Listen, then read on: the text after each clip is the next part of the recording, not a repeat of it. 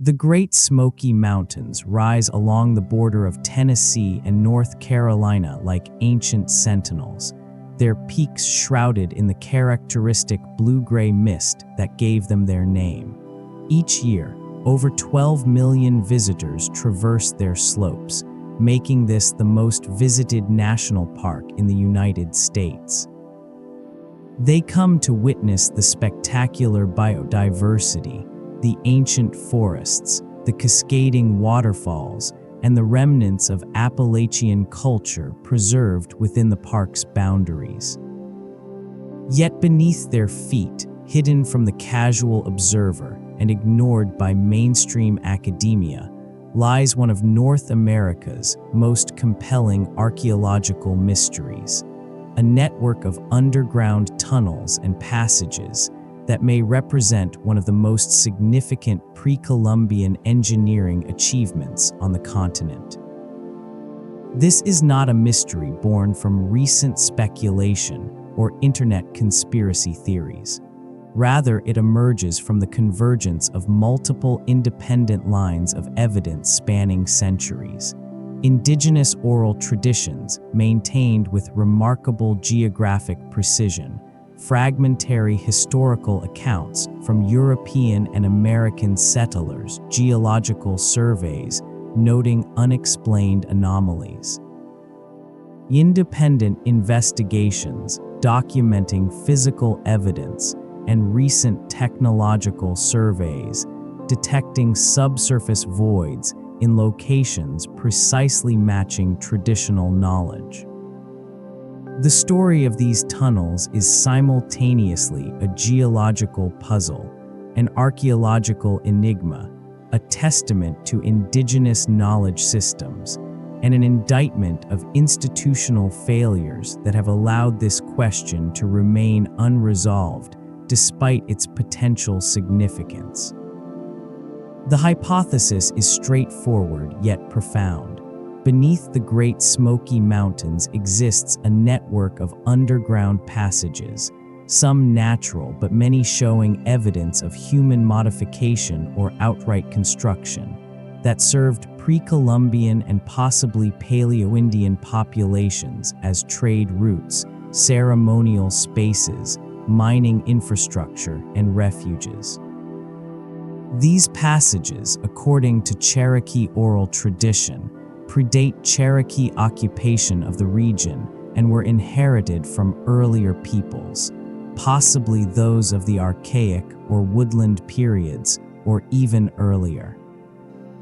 The Cherokee incorporated these passages into their cultural and spiritual framework, maintaining knowledge of their locations and purposes through the oral tradition of the Nanahi, immortal beings who lived in underground towns and emerged to interact with surface dwellers. What makes this mystery particularly frustrating is that the evidence exists. It has always existed. Cherokee communities have maintained detailed geographic knowledge of tunnel entrances and networks. Historical documents reference these features repeatedly. Physical surveys have documented anomalous openings with apparent signs of human workmanship. Remote sensing has detected subsurface voids, yet no comprehensive, scientifically rigorous investigation has ever been undertaken. The reasons for this institutional neglect reveal much about the biases and structural limitations of academic archaeology, the historical dismissal of indigenous knowledge, and the challenges of interdisciplinary research that falls between the cracks of established fields. This comprehensive history examines every dimension of the tunnel mystery. The geological foundations that make such passages plausible, the indigenous traditions that describe them with precision, the historical accounts that corroborate their existence, the archaeological context that suggests their purpose, the independent investigations that have documented physical evidence. and the institutional and cultural barriers that have prevented their formal recognition. It is a story that spans from the formation of the mountains themselves over 300 million years ago to the forced removal of Cherokee peoples in the 19th century. From Paleo-Indian hunters tracking megafauna through mountain passes to modern researchers using ground-penetrating radar to detect what oral tradition has always known was there. To understand how underground tunnels could exist beneath the Smoky Mountains, we must first understand the mountains themselves, their age, their composition, their formation, and the geological processes that create void spaces within solid rock. The Great Smoky Mountains are part of the larger Appalachian mountain system, which stretches from Newfoundland to Alabama. The Appalachians are among the oldest mountain ranges on Earth, with rock formations dating back over 480 million years to the Ordovician period. The exposed bedrock in the Smokies themselves includes some of the oldest rocks in North America, Precambrian metamorphic formations over 800 million years old, though the dominant formations are younger, dating to approximately 300–500 million years ago. Unlike the Rocky Mountains or the Cascades, which were formed by recent tectonic uplift and volcanism, the Appalachians were created by ancient continental collisions during the formation of the supercontinent Pangaea.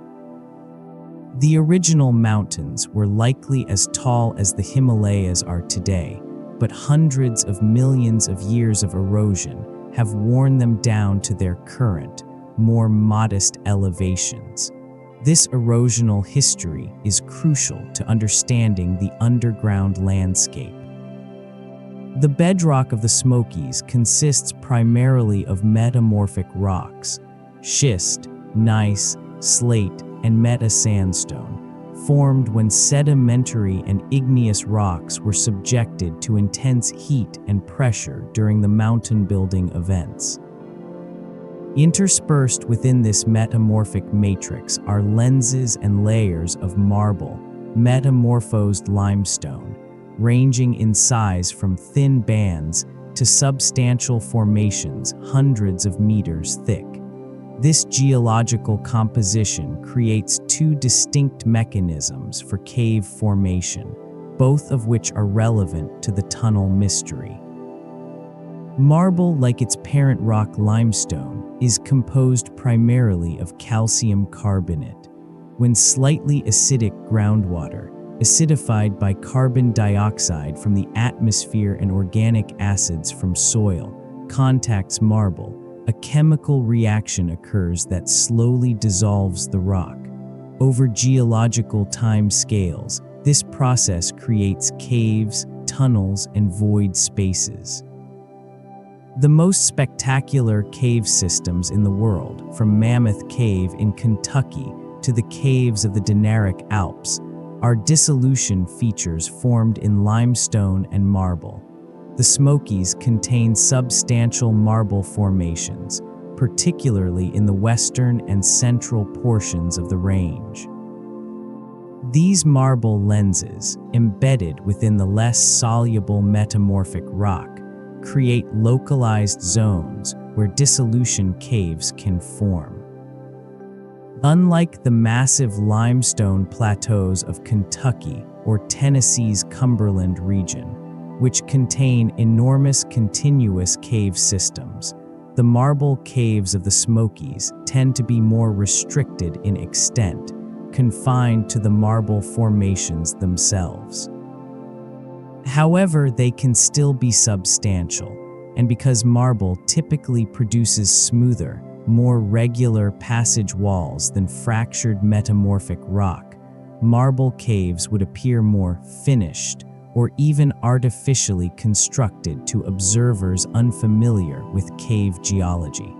Critically, the marble formations in the Smokies are not randomly distributed. They tend to follow specific geological structures, fault zones, fold axes, and stratigraphic layers that can create linear arrangements of marble lenses. If dissolution caves formed within multiple connected marble lenses, the result could be a network of passages following a coherent geographic pattern, potentially traversable for considerable distances. The second mechanism for cave formation in the Smokies involves the metamorphic rocks themselves. Unlike dissolution caves, which form through chemical processes, fracture caves form through mechanical processes, the opening of cracks, joints, and faults in the bedrock due to tectonic stress, erosion, and gravitational adjustment. The Smokies are intensely fractured. The same tectonic forces that metamorphosed and uplifted the rocks also created countless fractures within them. Over time, some of these fractures opened into substantial void spaces as overlying rock eroded away, as adjacent rock blocks shifted, or as water flowing through the fractures eroded the walls. The resulting passages tend to be angular and irregular, following the geometry of the fracture systems, but they can be extensive. Fracture caves in metamorphic rock are common throughout the Appalachians, though they are less well known to the general public than the spectacular limestone caves of the region. They tend to be difficult to explore, narrow, unstable, often partially filled with breakdown rock, and hydrologically complex. But they exist, and in mountainous terrain with substantial topographic relief, they can connect valley floors to higher elevations through the mountain's interior. The most important geological consideration for the tunnel mystery is this: the Smokies contain both marble lenses, capable of dissolution cave formation with smooth walls, and fractured metamorphic rock, capable of mechanical cave formation with angular passages. Where these two systems intersect, the result can be hybrid cave networks that combine features of both types. Some passages smooth and rounded from dissolution, others angular and rough from fracturing, but all connected into a traversable system. Moreover, the geological structure of the Smokies creates conditions favorable to linear cave systems. The major geological structures, faults, fold axes, and stratigraphic contacts, tend to be oriented northeast-southwest, parallel to the axis of the mountain range. Groundwater flows preferentially along these structures, enhancing both dissolution and mechanical erosion along specific corridors. The result is that natural cave systems in the Smokies, where they exist, would tend to follow predictable orientations, potentially creating routes that cross the mountains along specific corridors. This geological reality aligns remarkably well with the descriptions from Cherokee oral tradition, which describe underground passages following specific geographic corridors and connecting drainage systems on opposite sides of the mountain range. If the oral tradition describes real geological features, this is exactly the pattern we would expect. Several historical accounts of the tunnels mention unusual features: warm air flowing from entrances, constant temperature regardless of season, and underground streams with substantial flow. These features are not only consistent with real cave systems, they are diagnostic of specific geological configurations. Caves maintain constant temperatures year-round, typically matching the mean annual surface temperature of their region. In the Smokies, this is approximately 55 degrees F, 13 degrees C. In winter, this makes caves feel warm. In summer, they feel cool. Air flows through caves when there are multiple openings at different elevations, creating convection currents. Warm air rises out of higher entrances, while cool air is drawn in through lower entrances, or vice versa depending on season. Strong, consistent airflow indicates a large underground void space and multiple connected openings. Underground streams in the Smokies are common wherever marble lenses exist. The streams follow the marble formations, dissolving passages as they flow. In some cases, surface streams disappear into sinkholes or swallets, flow underground through marble caves, and re-emerge at springs downstream. This creates the possibility of passages that parallel surface drainages but run through the mountain's interior, again, exactly matching the oral tradition descriptions. The final geological question is whether humans with pre-Columbian technology could have modified natural passages or even excavated new ones in the Smokies bedrock. The answer depends on the rock type.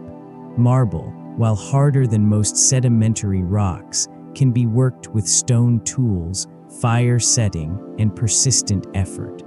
Archaeological evidence from around the world demonstrates that pre-industrial societies quarried and tunneled through marble and limestone for thousands of years. The marble of the Smokies varies in hardness, but much of it is relatively soft and workable. Schist and gneiss are more challenging but not impossible. Schist in particular tends to be foliated, composed of thin layers that can be split relatively easily.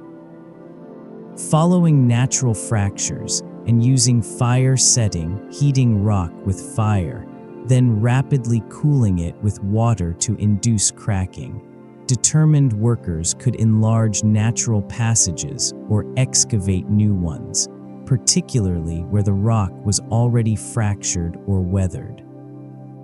The critical point is this: modifying existing natural passages would be far more feasible than excavating entirely new tunnels. If natural cave systems existed, created by the geological processes described above, then human populations with motivation and time could enlarge passages, smooth floors, stabilize walls, and connect nearby caves into traversable networks using only Stone Age technology. The human history of the Smoky Mountains extends back at least 13,000 years to the end of the last ice age, when Paleo-Indian hunters first entered the region. Understanding this deep history is essential to evaluating the tunnel mystery, because if the passages are real and show evidence of human use, they are likely very old, potentially older than the Cherokee, older than the woodland cultures, possibly extending back to the Archaic or even Paleo-Indian periods. The earliest confirmed human presence in the Appalachian region dates to the Paleo-Indian period, when small, mobile bands of hunter-gatherers moved through the landscape pursuing megafauna, mastodons, mammoths, giant ground sloths, and other now extinct species. These groups left distinctive fluted projectile points, Clovis and later variants, that archaeologists have found throughout the southeast, including in and near the Smoky Mountains. The Paleo-Indian landscape was dramatically different from today.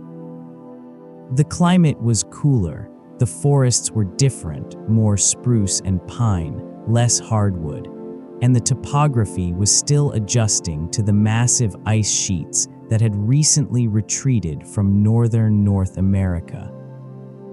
However, the fundamental geological structure was already in place.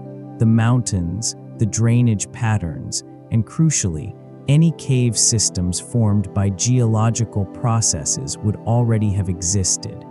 If natural cave passages existed beneath the mountains during the Paleo-Indian period, would these early inhabitants have known about them? Almost certainly yes.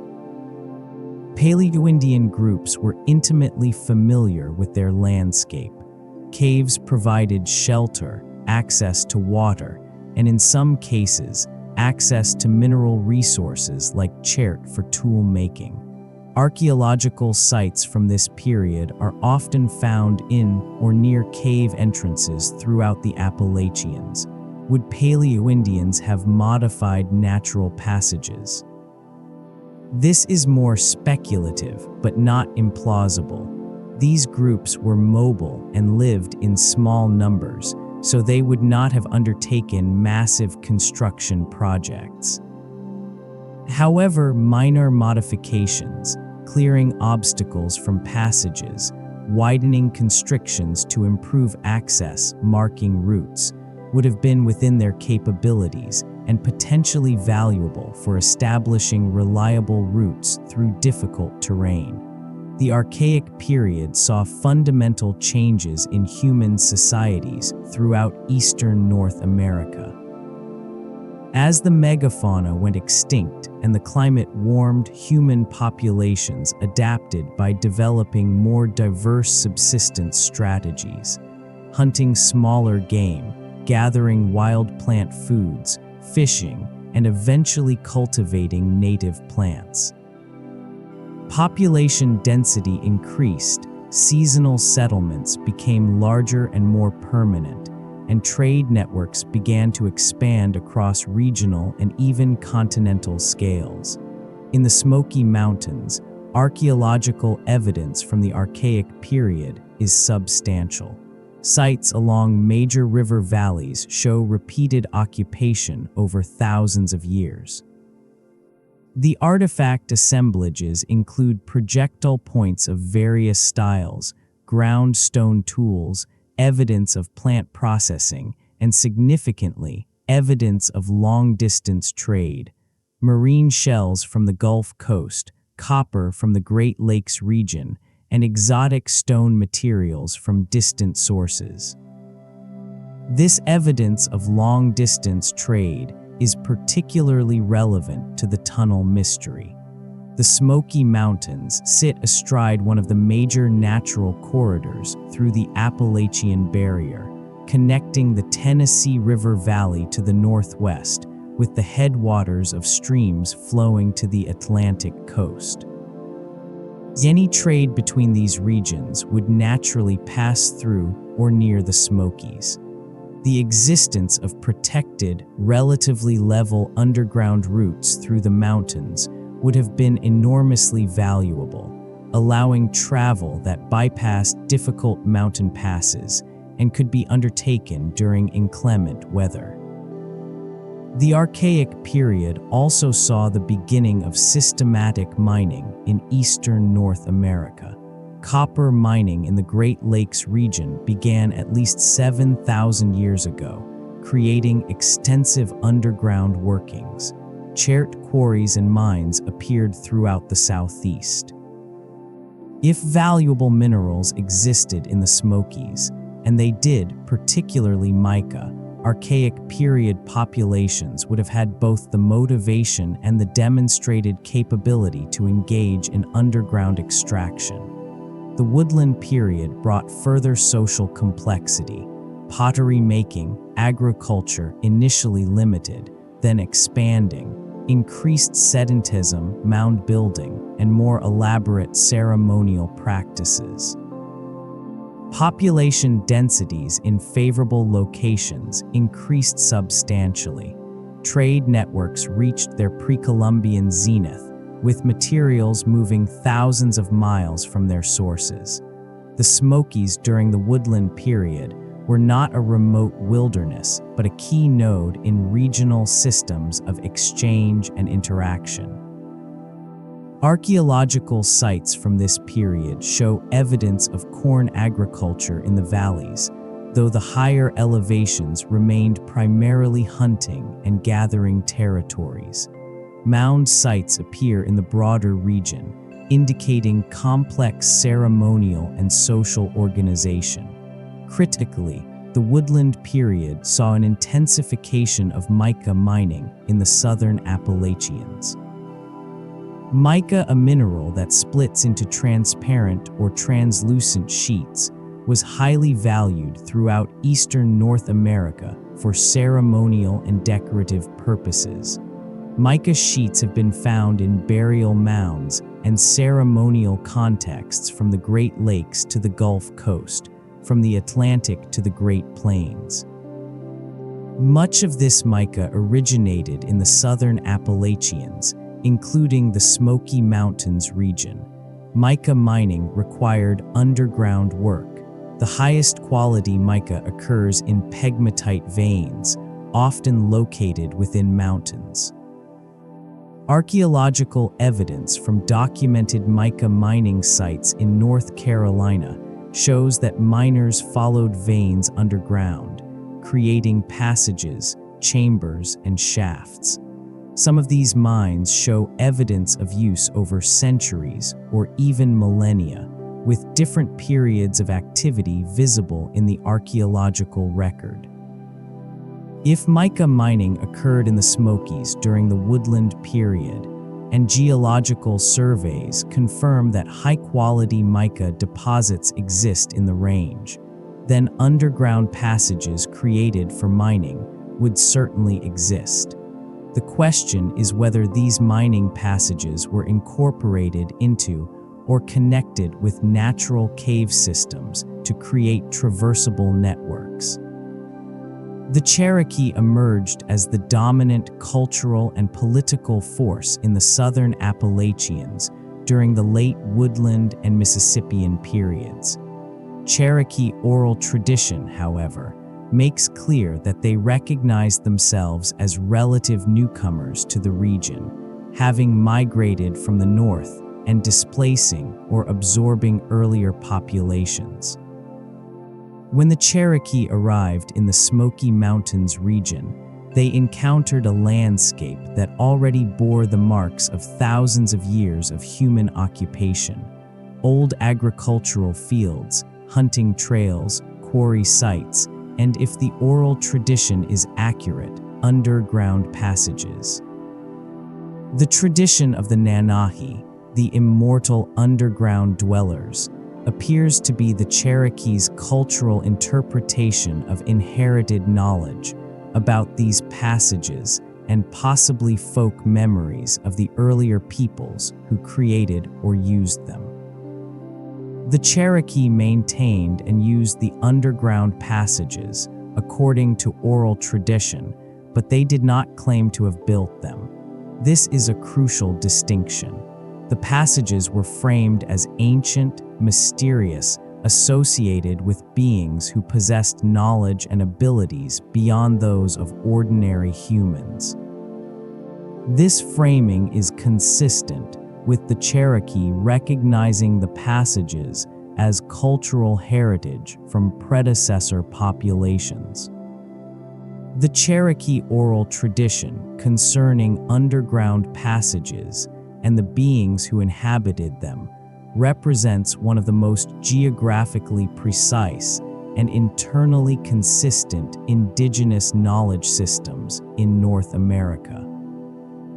Unlike many oral traditions that have been filtered through multiple layers of European interpretation and translation, the Nanahi tradition was documented extensively by ethnographers who worked directly with Cherokee knowledge keepers, most notably James Mooney in the 1880s and 1890s. Mooney's documentation, combined with oral traditions maintained within Cherokee communities to the present day, provides a remarkably detailed picture of what the Cherokee understood to exist beneath the mountains. A critical distinction must be made at the outset. In Cherokee cosmology, the Nanahi are not spirits, ghosts, or supernatural entities in the European sense. They are described as physical beings, human or human-like, who live in physical spaces beneath the mountains and rivers. They eat, sleep, have social structures, maintain towns, and possess specialized knowledge, particularly concerning medicine and healing. They are immortal in the sense that they do not age or die natural deaths, but they occupy physical space and can interact with surface-dwelling humans in tangible ways. This characterization is fundamentally different from the little people or fairy folklore of European traditions. The Nanahi are not diminutive spirits who trick travelers or steal children. They are a parallel civilization living in an adjacent but separate space, the underground, with whom the Cherokee maintained a complex relationship involving respect, occasional cooperation, and careful protocol. The geographic specificity of Nanahi tradition strongly suggests that it preserves knowledge about real places rather than purely mythological constructs.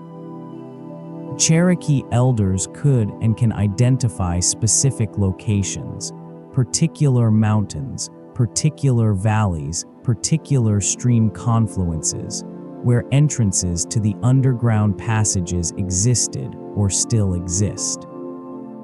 These locations are not randomly distributed, but cluster in specific areas of the Smoky Mountains, particularly in the western sections near the Tennessee River drainage, and in the eastern sections near the headwaters of the Akanalifti and Tuckasegee rivers. The Nanahi tradition describes not merely isolated caves, but an interconnected network of passages connecting underground towns or settlements. These towns are described as having structures, gathering places, and organized societies. The passages themselves served as routes of travel between these settlements and between the underground realm and the surface world. Some passages are described as following the courses of underground rivers, a detail that aligns perfectly with the geology of marble dissolution caves, which form along groundwater flow paths. Other passages are described as crossing beneath mountain ridges, connecting valleys that are separated by high elevations on the surface. This configuration would require either natural cave systems following geological structures through the mountains or human-modified passages that deliberately connected different drainage systems. The tradition includes specific details about the interior characteristics of these passages. Some areas are described as spacious chambers with high ceilings, others as narrow corridors requiring stooping or crawling, still others as places where water must be waded through or where underground streams must be crossed. These details match the heterogeneous nature of real cave systems, which typically include a variety of passage sizes and configurations, depending on the local geology and hydrological history. Particularly striking are descriptions of constructed or modified features within the passages: stone platforms or benches, areas where walls have been smoothed or straightened, places where rockfall has been cleared to maintain passageways, and in some accounts, carved symbols or markers. If these descriptions are accurate, they indicate human modification of natural cave systems rather than purely natural features. Cherokee tradition emphasizes that access to the underground passages was restricted and governed by specific protocols. Not everyone knew the locations of entrances, and those who did were expected to approach them with proper respect and only for legitimate purposes. Some entrances were said to be obscured or hidden, either by the Nanahi themselves or by natural processes, and could only be found by those who knew precisely where to look. This tradition of restricted access has significant implications for the historical and contemporary investigation of the tunnels. If knowledge of entrance locations was always limited to specific individuals or groups within Cherokee society, and if that knowledge was deliberately protected, then the forced removal of the Cherokee in 1838 would have catastrophically disrupted the transmission of this knowledge. Some knowledge survived in oral tradition, but the precise geographic details, exactly which boulder field, exactly which cliff face, exactly which configuration of surface features marks an entrance, may have been lost when the knowledge keepers were forcibly removed from the landscape. Furthermore, if the passages were used as refuges during the removal period, as some accounts suggest, then there would have been powerful incentives to protect the secrecy of entrance locations from Euro-American authorities. This protection would have created a tradition of silence that persists to some degree within Cherokee communities today, where specific knowledge about the tunnels is not freely shared outside the community and sometimes not freely shared within it. Beyond their practical use as travel routes, the underground passages held ceremonial and spiritual significance in Cherokee culture. The Nanahi were particularly associated with healing knowledge and medicinal plants. According to tradition, certain Cherokee healers would enter the passages to consult with the Nanahi, who would share knowledge about treating diseases, preparing medicines, and conducting healing ceremonies. This association between underground spaces and healing spiritual power is common across many indigenous cultures worldwide.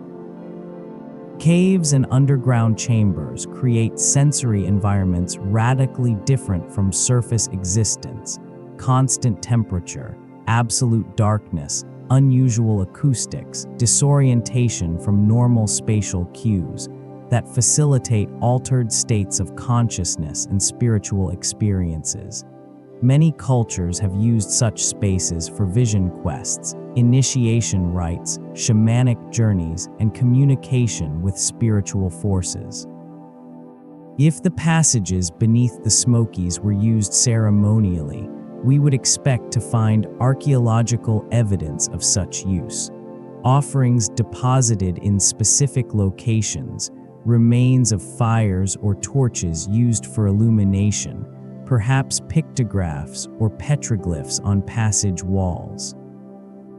The problem is that no systematic archaeological survey of potential tunnel locations has been conducted, so such evidence, if it exists, remains undocumented. Modern scholarship increasingly recognizes that indigenous oral traditions can preserve accurate historical and geographical information over remarkable time periods, thousands of years in some documented cases. Traditions about landscape changes, catastrophic events, and resource locations have been verified through archaeological, geological, and historical research in cultures worldwide. The Cherokee oral tradition concerning the underground passages exhibits several characteristics that enhance its credibility as historical evidence. 1. Geographic precision. The tradition identifies specific, verifiable locations rather than vague or mythologized geography. 2. Internal consistency ****. Multiple versions of the tradition, collected from different informants over more than a century, describe consistent features and locations. 3. Practical detail asterisk. The descriptions include mundane, practical details about passage characteristics, access methods, and uses that would be unnecessary in purely mythological narratives. 4. Cultural continuity asterisk. The tradition has been maintained across generations within a continuous cultural community, with strong emphasis on accurate transmission of knowledge. 5. Acknowledgement of antiquity. The tradition explicitly frames the passages as ancient, predating Cherokee occupation, suggesting preservation of inherited knowledge rather than recent invention.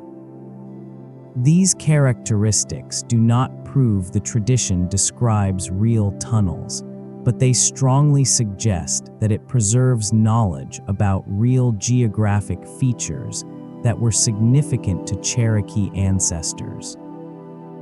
The documentation of underground passages in the Smoky Mountains by Euro-American observers begins in the late 18th century and continues sporadically through the 20th century. These accounts are frustratingly fragmentary, marginal notes in surveyors' journals, brief mentions in regional histories, newspaper articles, folklore collections, but they are numerous, independent, and remarkably consistent in the features they describe. The earliest written references to unusual underground features in the Smokies appear in the journals and correspondence of surveyors working to establish boundaries and map the region following the American Revolution. These documents, many of which remain in state archives and have never been comprehensively analyzed for references to underground passages, occasionally note encounters with cave openings that exhibited puzzling characteristics. A 1792 letter from a surveyor working along the Tennessee-North Carolina border describes finding a passage of considerable extent entering the mountain, with marks upon the walls that suggest the work of tools, though no present inhabitants of the region claim knowledge of its construction. The surveyor's description notes that the passage extended beyond the reach of his torchlight, that the floor was remarkably smooth and level, and that a current of air flowed steadily outward, suggesting continuation to some distant opening. An 1803 account from a different surveyor working in what is now the western section of the park describes several openings in the mountainside, aligned in such manner as to suggest deliberate placement, with entrances partially obscured by fallen timber and accumulated stone.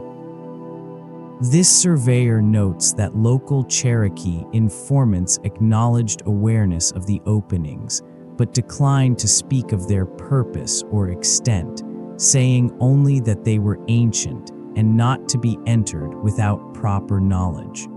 These early accounts are tantalizing but limited.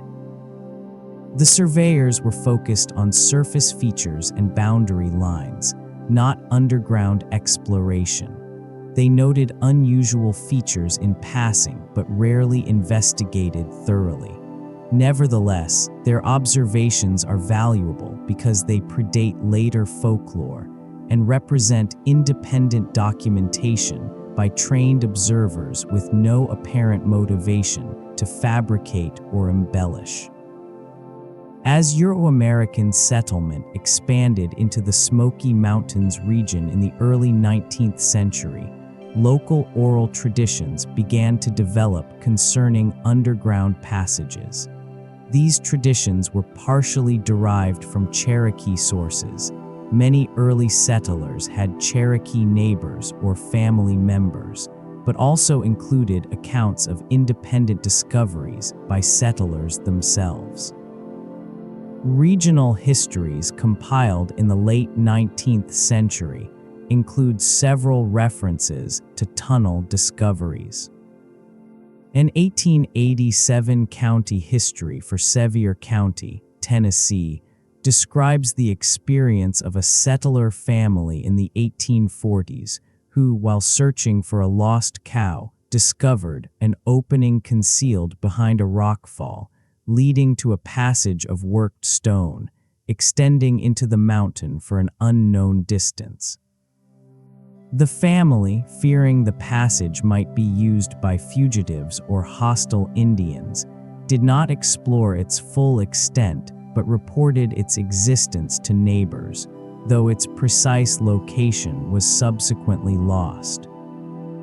An 1892 compilation of oral histories from Swain County, North Carolina, includes an account from an elderly informant who recalled that his grandfather, a settler in the 1830s, had been shown a secret way through the mountain by a Cherokee friend before the removal.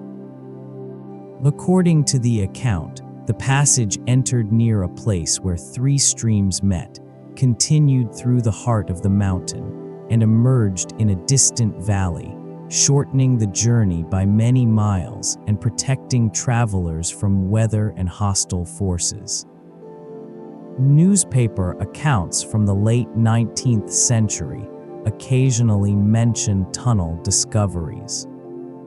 An 1896 article in a regional Tennessee newspaper describes the experience of hunters who found an extensive cave system with multiple chambers and passages, some showing evidence of human occupation in the distant past, including stone implements and deposits of ash suggesting ancient fires.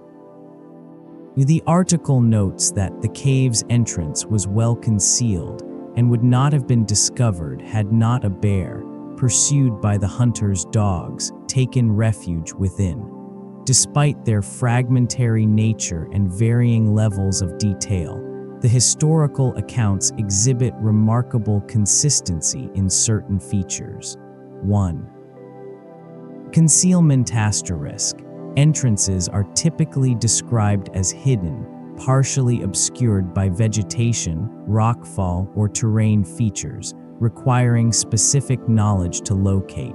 2. Smooth walls or floors. Many accounts note surfaces that appear worked or unnaturally smooth, inconsistent with typical wild cave formations. 3. Linear orientation asterisk. Passages are described as extending in relatively straight lines through mountains rather than the meandering paths typical of dissolution caves. 4. Airflow. Multiple accounts mention strong, steady air currents, indicating connection between distant openings. 5. Tool marks. Several accounts specifically mention marks on walls or ceilings, suggesting the use of tools. 6. Multiple connected passages asterisk. Accounts describe not isolated caves, but systems of connected passages and chambers. 7. Evidence of past human use asterisk. Ash deposits, stone tools, and in some cases, human remains are mentioned in several accounts. These consistent features across independent accounts from different time periods and locations strengthen the case that the accounts describe real phenomena rather than shared mythology or deliberate fabrication. The Works Progress Administration's Folklore Collection project in the 1930s documented oral traditions throughout Appalachia, including numerous accounts related to underground passages in the Smokies. These collections are particularly valuable because they represent systematic documentation by trained collectors working with elderly informants who remembered the 19th century and sometimes relayed traditions from even earlier periods. The WPA collections include dozens of references to secret tunnels, ancient caves, and passages through the mountains. Some are clearly embellished folklore, but others contain specific geographic details and matter-of-fact descriptions suggesting genuine historical knowledge. One informant, recorded in 1937, described in detail the location of a tunnel entrance his grandfather had shown him in the 1880s, noting specific landmarks and approach routes. He stated that he had not returned to the location in decades and believed it might have been obscured by the 1920s logging operations that devastated much of the region. Another WPA informant described a tradition maintained in her family that during the Civil War, deserters and refugees from both sides had used the old tunnels to hide from authorities and move through the mountains undetected. This account is particularly interesting because it suggests that knowledge of the tunnels persisted among some settler families into the mid-19th century, and that the passages were used for practical purposes within historical memory. To evaluate the plausibility of human-modified underground passages in the Smokies, we must examine the broader archaeological evidence for pre-Columbian engineering capabilities, mining activities, and infrastructure development in eastern North America. The notion that pre-Columbian North American societies engaged in sophisticated underground mining is not speculative. It is established archaeological fact. The most extensively documented example is the copper mining complex in Michigan's Keweenaw Peninsula and Isle Royale, where indigenous miners extracted copper from bedrock veins for at least 7,000 years, creating thousands of mining pits, some extending dozens of meters underground. These operations were not simple surface gathering, but systematic underground extraction. Miners followed copper veins into bedrock, removing overlying rock, excavating shafts and galleries, and employing techniques including fire setting, heating rock with fire, then cooling it rapidly with water to induce fracturing. The scale was enormous. Archaeological surveys have documented over 5,000 individual mining features, and isotope analysis has traced Great Lakes copper to artifact assemblages throughout North America, from the Arctic to the Gulf Coast, from the Atlantic to the Great Plains. The copper mining operations demonstrate several key points relevant to the Smoky Mountains tunnel mystery. One, pre-Columbian societies had the technical capability and organizational capacity for large-scale underground extraction. 2, such operations could be maintained over millennia, with different cultural groups continuing and expanding earlier workings. 3, valuable materials justified substantial investment in underground infrastructure. 4, the resulting underground voids could be extensive and could remain accessible for thousands of years after active mining ceased.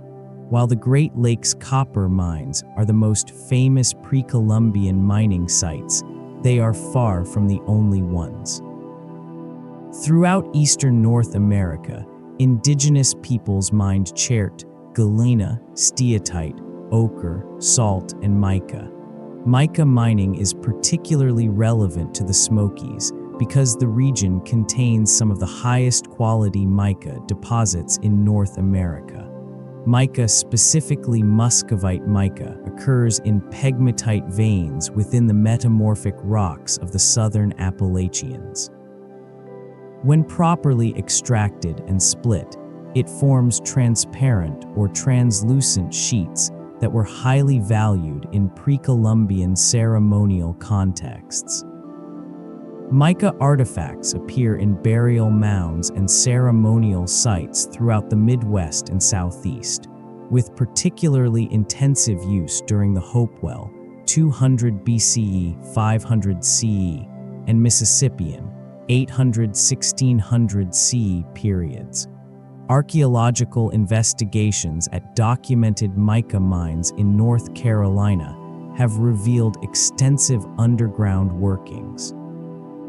At the Sinkhole Mine in Macon County, North Carolina, miners followed pegmatite veins underground, creating passages and chambers to access mica sheets.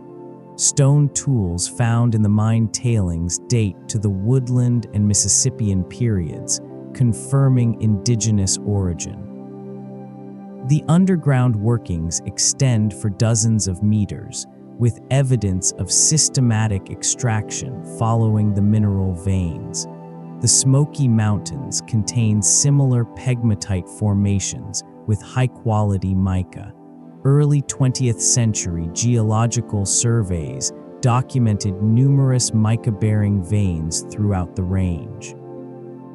However, unlike the systematically studied mines in Macon and Yancey counties to the south and east, potential mica mines within what is now the national park have never been comprehensively surveyed for archaeological evidence.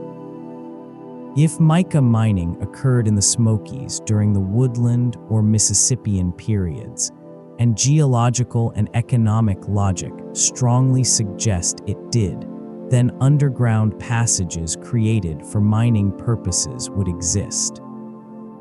The question is whether these mining passages were incorporated into or connected with natural cave systems to create networks usable for other purposes beyond resource extraction. The archaeological evidence for long-distance trade in pre-Columbian eastern North America is overwhelming. Materials moved thousands of miles from their sources. Gulf Coast marine shells to the Great Lakes copper to the Gulf Coast, Yellowstone obsidian to the Ohio Valley, southern Appalachian mica throughout the continent. This trade required infrastructure, established routes, knowledge of geography, way stations, and mechanisms for maintaining relationships across vast distances. The Smoky Mountains sit astride a critical juncture in these trade networks.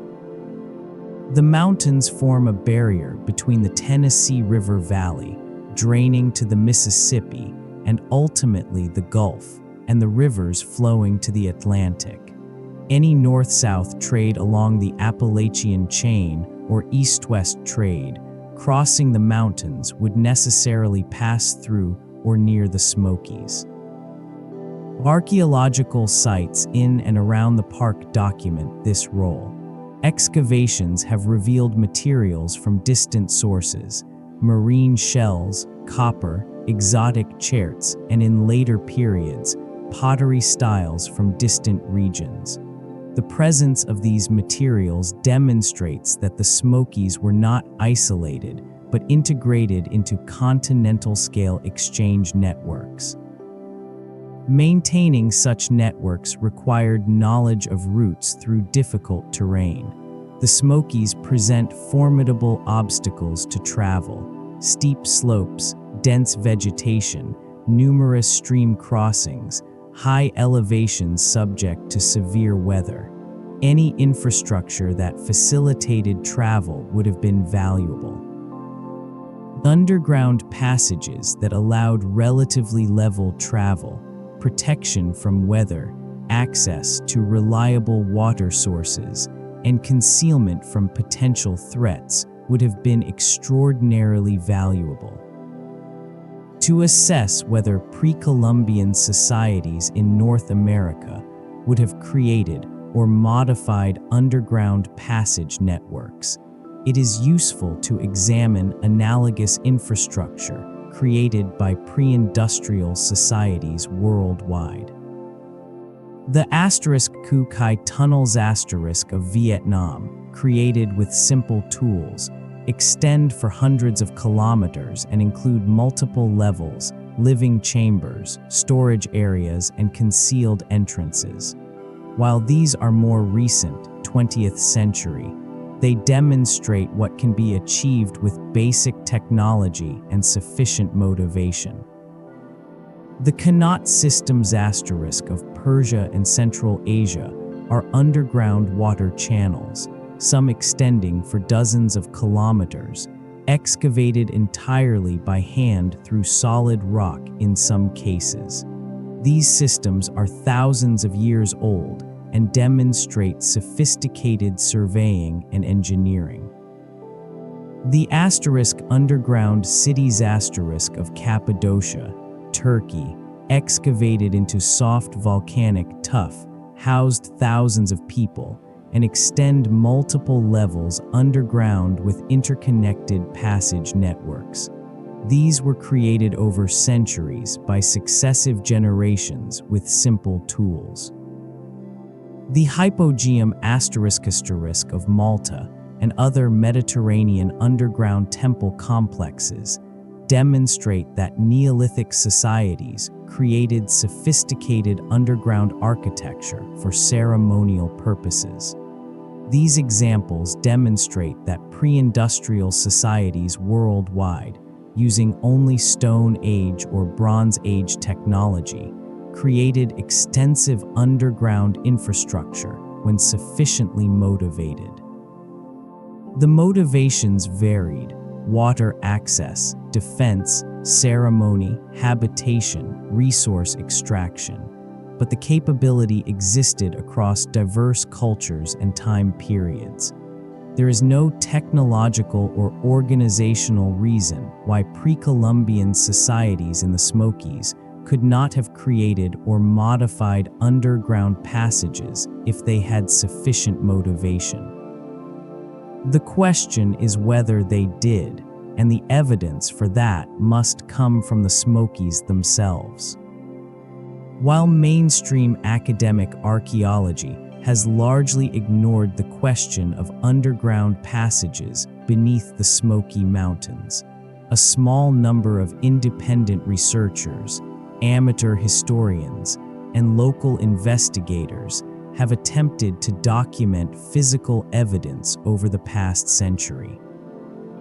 Their work, conducted without institutional support and often without formal archaeological training, has produced intriguing findings that deserve serious scientific evaluation, but have instead been relegated to the margins of regional folklore.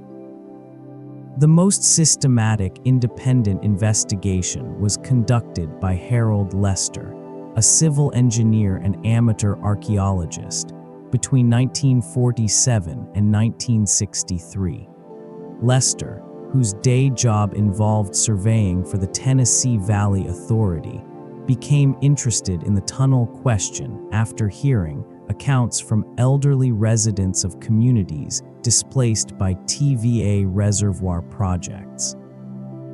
Many of these informants came from families that had lived in the region for generations and maintained oral traditions about the old tunnels.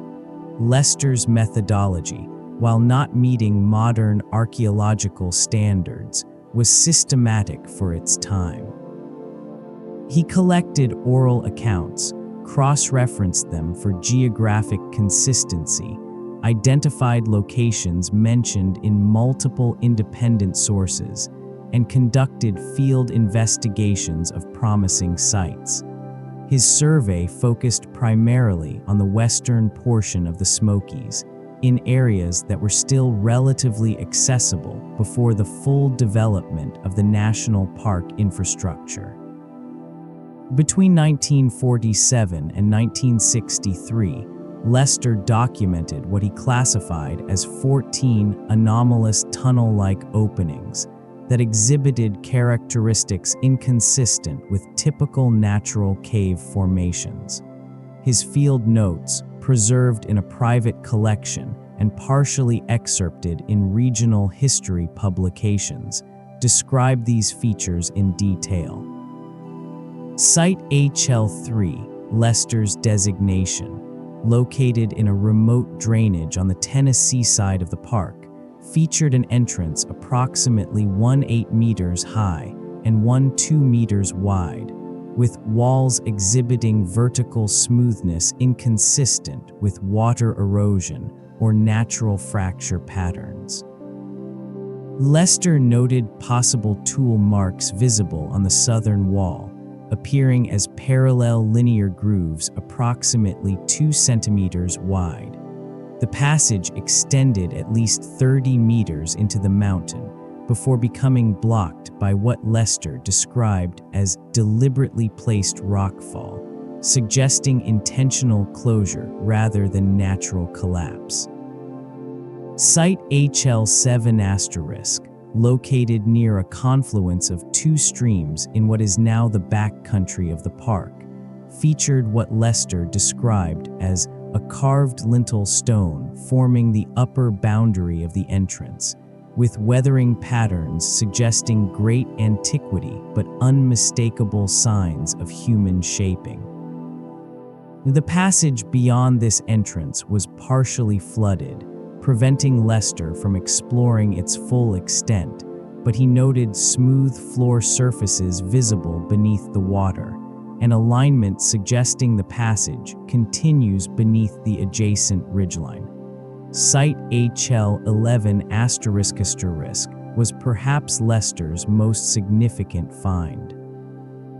Located at an elevation of approximately 1,200 meters on the northern slope of a major peak, this site featured multiple openings within a radius of 100 meters, with apparent alignment in cardinal directions, suggesting deliberate placement rather than random natural formation. Lester reported that one of these openings, when entered, revealed a chamber approximately 4 meters in diameter with a level floor and a secondary passage extending horizontally into the mountain, maintaining consistent dimensions and orientation for at least 50 meters before atmospheric conditions prevented further exploration. Critically, Lester documented these sites with photographs, sketch maps, and compass bearings. However, his documentation has never been verified by credentialed archaeologists. Several attempts by later researchers to relocate Lester's sites using his notes have been unsuccessful, likely due to changes in the landscape over the intervening decades, forest regrowth, rock falls, trail system changes, and the natural obscuration that occurs when sites are not regularly visited. One of the most consistent features Lester documented across multiple sites was unusual airflow. At 9 of his 14 documented sites, he noted strong, steady air currents flowing from the passage entrance, with temperature differential from ambient surface temperature suggesting connection to large underground void spaces. This observation is significant because sustained airflow requires multiple connected openings at different elevations. Isolated dead-end caves do not produce consistent air currents. At 3 sites, Lester recorded temperature measurements. In winter conditions, January 1952, he measured air temperature at the entrance of Site HL7 at 52 degrees F, 11 degrees C, while surface temperature was 28 degrees F, minus 2 degrees C. In summer conditions, July 1954, he measured air temperature at Site HL11 at 56 degrees F, 13 degrees C, while surface temperature was 84 degrees F, 29 degrees C. These measurements are consistent with air emerging from deep cave systems, which maintain constant temperatures year-round, matching the mean annual surface temperature, approximately 54 degrees F/12 degrees C in the Smokies. More intriguingly, at one site, HL9, Lester noted warm air flow in winter, with measured temperature of 64 degrees F, 18 degrees C, when surface temperature was 35 degrees F, 2 degrees C, suggesting either connection to geothermal sources or extensive underground void space creating thermal accumulation effects. This observation is puzzling because the Smokies have no known geothermal activity.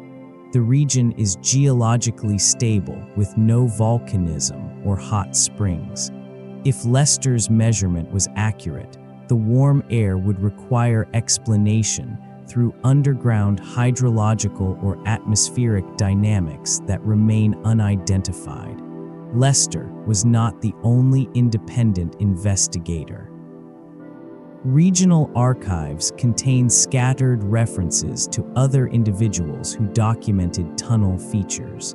A 1938 letter in the Great Smoky Mountains National Park archives, from a local historian to park officials, describes a series of connected underground passages near Cad's Cove, known to old-time residents, which merit archaeological investigation.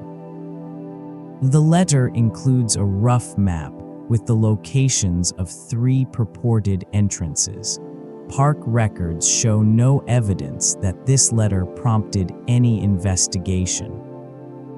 A 1965 article in a regional historical journal describes the work of a local teacher who, in the 1950s, collected oral accounts from elderly residents of communities displaced by park creation. The teacher documented 17 separate accounts of tunnel encounters, with clustering of reported locations in 2 areas, the western park near Cad's Cove and Tremont, and the eastern park near Cataloochee and the Akanalifte Valley. The article notes that the consistency of these accounts, from informants who had no contact with one another, suggests a basis in genuine geographic features rather than shared folklore. A 1972 internal report by a National Park Service employee, filed and apparently never acted upon, describes the employee's discovery of an unusual cave opening exhibiting regular dimensions and orientation, with what appeared to be worked stone at the entrance. The report recommends professional archaeological assessment, but park archives contain no evidence of follow-up. These scattered accounts share common features with Lester's more systematic work: documentation of openings with unusual regularity, evidence of possible human modification, and alignment or spatial relationships suggesting deliberate placement. Yet none prompted formal scientific investigation. The most comprehensive compilation of historical and oral evidence concerning the Smoky Mountains tunnels exists in a manuscript that has never been formally published and remains unknown to most academics. The 400-page document compiled by IAS Cornstalk Bird Song between 1981 and 1994. IAS Cornstalk Bird Song 1923-1998 was of mixed Cherokee, Scots-Irish, and African American ancestry, born in Swain County, North Carolina, near the boundary of what became the Great Smoky Mountains National Park. He grew up hearing oral traditions from multiple cultural streams, Cherokee elders who had avoided removal or returned after it, Scots-Irish settlers descended from families in the region since the late 18th century, and African American families whose ancestors had been enslaved in the region or migrated there after emancipation. Bird Song became fascinated with the tunnel question in his youth when his Cherokee great-grandmother described specific locations where the old people entered the mountain, and his Scots-Irish grandfather independently described finding worked stone passages while hunting in the 1890s. As an adult, Bird Song made it his life's work to document every reference to underground passages he could find, compiling oral accounts, historical documents, newspaper articles, geological reports, and his own field observations into what became known as the Bird Song Manuscript. The manuscript, held in a private collection and accessible only to a small circle of researchers and Cherokee heritage workers, represents an extraordinary research effort. Bird Song consulted over 200 oral informants between 1950 and 1995, worked in dozens of archival collections across Tennessee, North Carolina, Georgia, and Virginia, and conducted personal field investigations of more than 40 locations identified in oral or documentary sources. The Bird Song Manuscript is organized into several major sections. Section I, Oral Traditions * documents Cherokee accounts collected directly from elders, including detailed descriptions of the Nanahi Tradition, specific geographic locations associated with tunnel entrances, traditional protocols for approaching these locations, and accounts of historical uses of the passages. Bird Song recorded interviews in Cherokee, which he spoke fluently, and English, preserving nuances often lost in translation. This section includes a crucial element: precise geographic descriptions of tunnel entrance locations within Cherokee traditional knowledge. Bird Song documented at least 12 specific locations that were identified by multiple independent Cherokee informants across different time periods. He created detailed topographic maps marking these locations, though the maps use reference systems comprehensible primarily to those familiar with Cherokee place-naming traditions rather than modern geographic coordinates. Section II, Historical Documents *** compiles references to underground passages from Euro-American sources spanning 1784 to 1940. Bird Song identified over 60 distinct documentary references, including 7 surveyor journals or letters from 1784–1820 mentioning tunnel-like features, 15 county histories or regional compilations from 1850–1920 containing accounts of tunnel discoveries, 23 newspaper articles from 1870–1935 describing cave systems with unusual features, multiple personal letters, diaries, and unpublished manuscripts containing tunnel references. For each documentary source, Bird Song provides full citation, verbatim transcription of relevant passages, contextual information about the author and circumstances of writing, and analysis of geographic consistency with other sources. Section III, Geographic Analysis * represents Bird Song's attempt to synthesize the geographic information from oral and documentary sources. He identified 2 major zones of tunnel entrance clustering. The * Western Cluster * includes locations in and near what is now Cad's Cove, along the upper reaches of Abrams Creek in the Tremont area, and along the northwestern ridgelines. Bird Song documented at least 18 separate entrance locations in this zone, mentioned across multiple sources spanning 150 years. The Eastern Cluster includes locations in the Cataloochee Valley, along the Akanalifti River drainage, near Klingman's Dome, and in the Lufty Drainage Basin. This zone includes at least 14 documented entrance locations. Bird Song proposed that these two clusters represent the terminal regions of an underground passage network that crosses beneath the crest of the Smokies, following geological structures that align with major fault zones and marble formations identified in published geological surveys. His analysis included overlay of entrance locations onto geological maps, revealing that reported tunnel sites correlate strongly with areas of marble lens formations and major structural faults, precisely the geological features most likely to contain natural cave systems suitable for human modification. Section IV, Field Investigations * documents Bird Song's personal attempts to locate and investigate sites identified in oral and documentary sources. Between 1950 and 1995, he conducted field investigations of 43 separate locations. Of these, he reported successfully locating openings matching historical descriptions at 17 sites.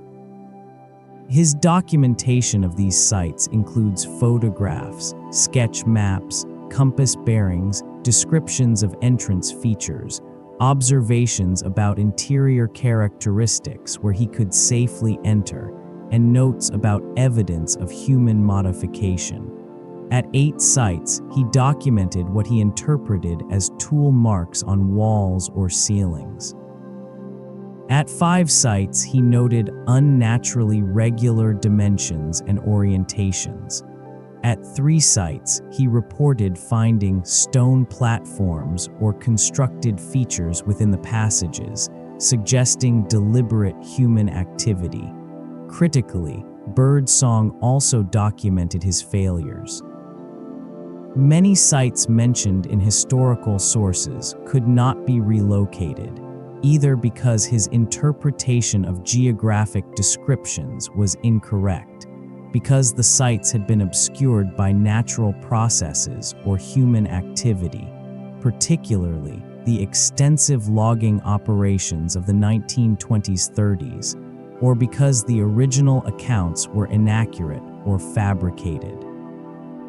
This honest documentation of negative results strengthens the credibility of his positive findings.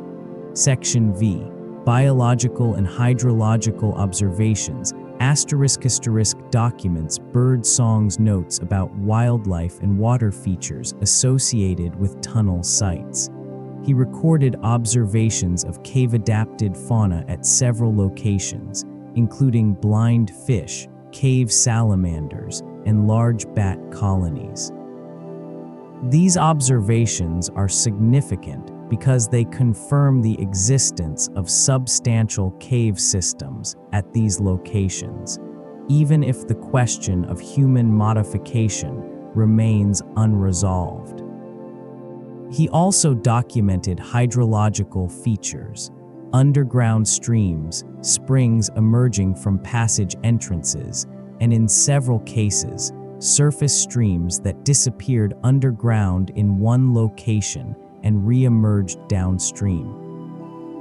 These observations align with the geological understanding of marble dissolution caves and suggest that at least some of the documented sites are indeed extensive cave systems capable of facilitating underground travel. Despite its potential significance, the Bird Song Manuscript has never been formally published or incorporated into academic literature. Several factors explain this neglect, 1. Lack of academic credentials ***. Bird Song had no formal training in archaeology, geology, or anthropology. He worked as a laborer, farmer, and later a school custodian, conducting his research entirely as a private pursuit. Academic gatekeepers dismissed his work as amateur speculation, despite never examining the manuscript in detail. 2. Methodological concerns ***. Bird Song's field methodology did not meet professional archaeological standards.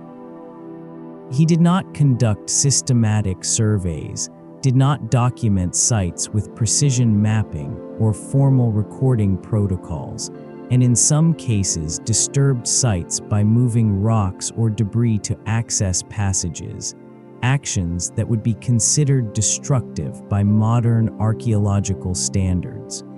3.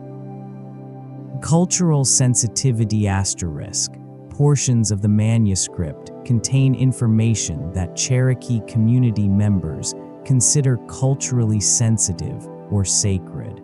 Publishing the full manuscript would violate community protocols about sharing certain knowledge with outsiders. 4. Perceived lack of physical evidence ***.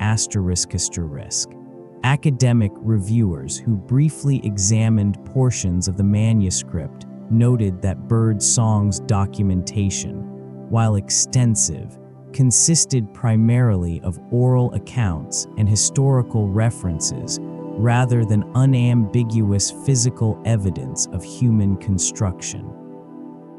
Without artifacts, radiocarbon dates, or clear stratigraphic context, mainstream archaeology was unwilling to take the claims seriously. 5. Institutional inertia ***. No academic institution or research program took ownership of the question. The work fell between disciplines, 2 archaeological for historians, 2 historical for archaeologists, 2 specific to Cherokee knowledge for mainstream anthropology, 2 speculative for geologists.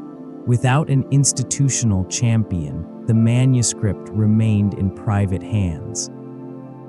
Despite these limitations, the Bird Song manuscript represents the most comprehensive synthesis of evidence concerning the Smoky Mountains tunnels. Any future scientific investigation of the question would need to engage seriously with Bird Song's documentation, particularly his synthesis of Cherokee oral tradition with historical documentary sources and geological analysis. In recent decades, technological advances have made it possible to detect subsurface voids and structures without excavation. Ground-penetrating radar, GPR, electrical resistivity surveys, seismic imaging, and other geophysical methods can identify caves, tunnels, and other subsurface anomalies. A small number of researchers have applied these technologies to the tunnel question in the Smokies, with provocative results. Between 2003 and 2012, a team of independent researchers with access to portable GPR equipment conducted surveys at several locations in and near the national park, targeting sites identified in oral tradition and historical accounts. The team included a retired geophysicist, 2 amateur archaeologists, and a member of the Eastern Band of Cherokee Indians who provided access to traditional knowledge about site locations. GPR works by transmitting electromagnetic pulses into the ground and recording reflections from subsurface interfaces between materials with different electrical properties. Void spaces such as caves or tunnels create distinctive reflection patterns because the air-rock interface produces strong reflections. The technology can detect features up to approximately 20 meters deep in favorable geological conditions, though penetration depth varies depending on rock type, moisture content, and other factors. The team conducted surveys at 7 locations between 2003 and 2012. At 4 locations, the surveys revealed subsurface anomalies consistent with void spaces. The most significant finding came from a 2008 survey at a location in the Eastern Park. The exact location has not been publicly disclosed, at the request of Cherokee community members who consider it culturally sensitive. This survey detected a linear subsurface anomaly extending over 100 meters in length, oriented northeast-southwest, at a depth varying from 3 to 8 meters below the surface. The GPR signature showed characteristics consistent with a void space approximately 2-3 meters in width, maintaining relatively constant dimensions over the surveyed distance. The orientation of the anomaly matched descriptions from Cherokee oral tradition of a passage connecting 2 valleys separated by a ridgeline. The team also conducted surveys at 2 sites identified in Harold Lester's documentation.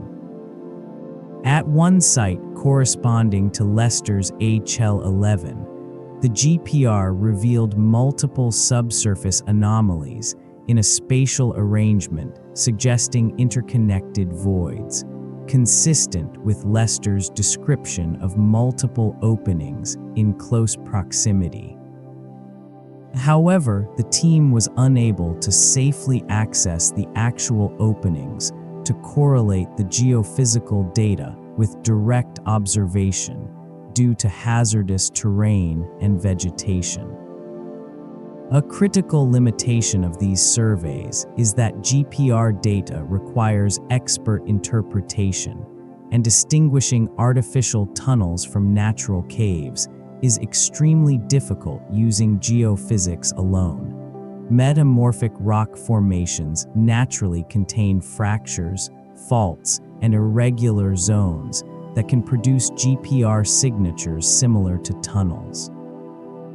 Marble dissolution features can create linear voids that align with geological structures, potentially producing signatures indistinguishable from human-made passages. The research team acknowledged these limitations in their unpublished reports, shared with a small circle of interested researchers, but never formally published. They noted that the subsurface anomalies they detected could be entirely natural features. However, they also noted that the anomalies' orientations, dimensions, and spatial relationships in some cases matched oral tradition descriptions with remarkable precision, coincidences that warrant further investigation. Despite detecting potentially significant subsurface anomalies, the GPR surveys have not led to formal archaeological investigation for several familiar reasons. One, lack of institutional involvement **. The surveys were conducted by independent researchers without affiliation to universities or government agencies. Their findings, while shared informally, were never submitted to peer-reviewed journals, partly because the researchers lacked academic credentials and formal archaeological training. 2. Access restrictions.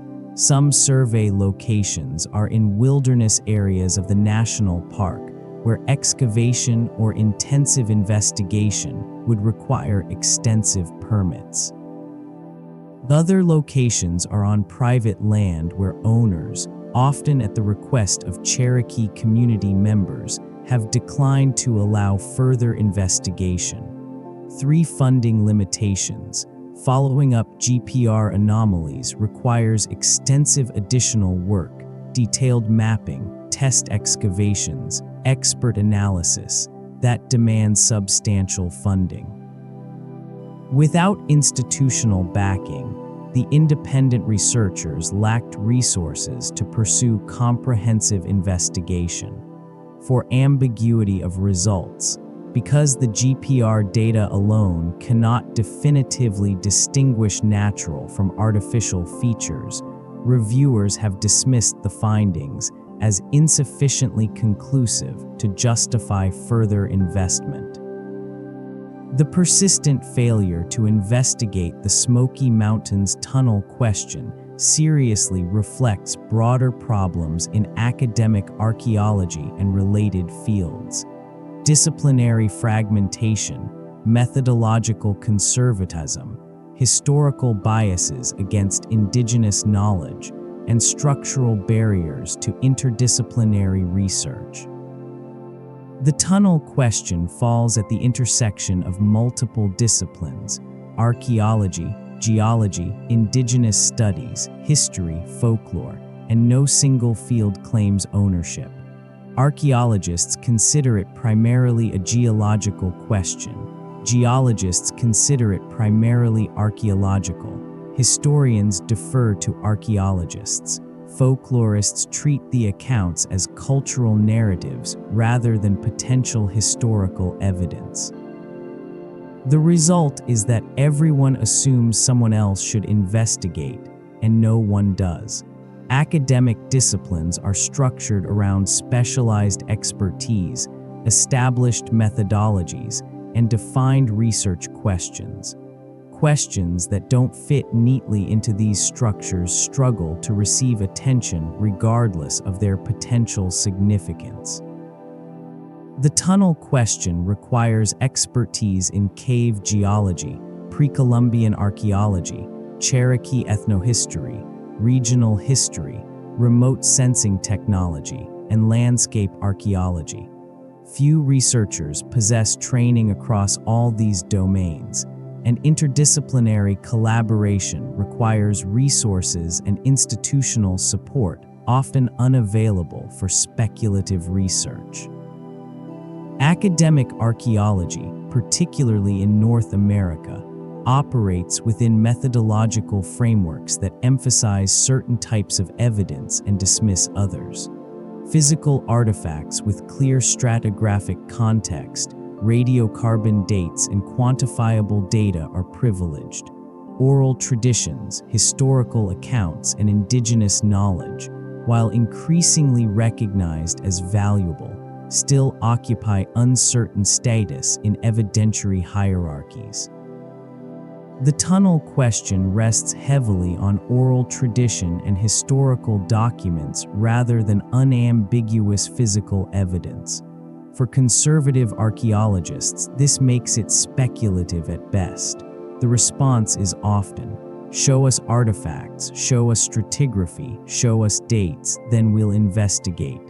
But without investigation, such evidence cannot be obtained. This creates a circular barrier. Evidence is needed to justify investigation, but investigation is needed to obtain evidence. Despite increasing recognition of indigenous knowledge systems in recent decades, archaeology has a long history of dismissing indigenous oral traditions as mythology rather than historical evidence. The Nanahi Tradition, describing underground dwellers and extensive passage networks, sounds to many Western-trained scholars like folklore or spiritual allegory rather than geographic description. This dismissal reflects deep-seated biases. Indigenous knowledge encoded in oral tradition has repeatedly proven accurate when finally tested.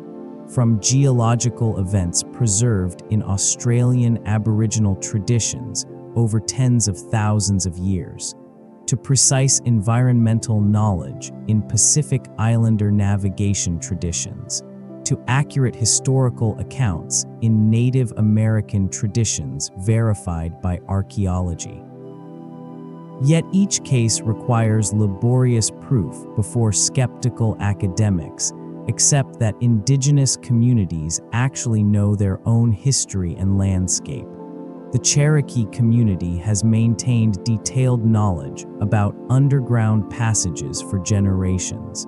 This knowledge includes specific geographic locations, structural descriptions, and historical contexts. Yet mainstream archaeology has not seriously engaged with this knowledge base, despite its demonstrated value in countless other contexts. Academic research requires funding, institutional affiliation, access to sites, publication venues, and professional credibility. All of these present barriers to investigating the tunnel question. Funding asterisk. Grant-making agencies fund research with clear methodologies, established theoretical frameworks, and high probability of producing publishable results.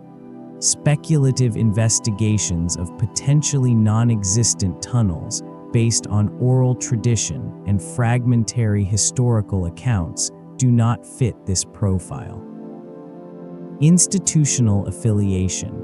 Universities and research institutions make strategic decisions about where to direct limited resources. Supporting research on underground tunnels that may not exist poses reputation risks with little obvious payoff. Access. Much of the potentially relevant area is within the national park, requiring permits from the National Park Service. Park Service policy prioritizes protecting resources over facilitating speculative research.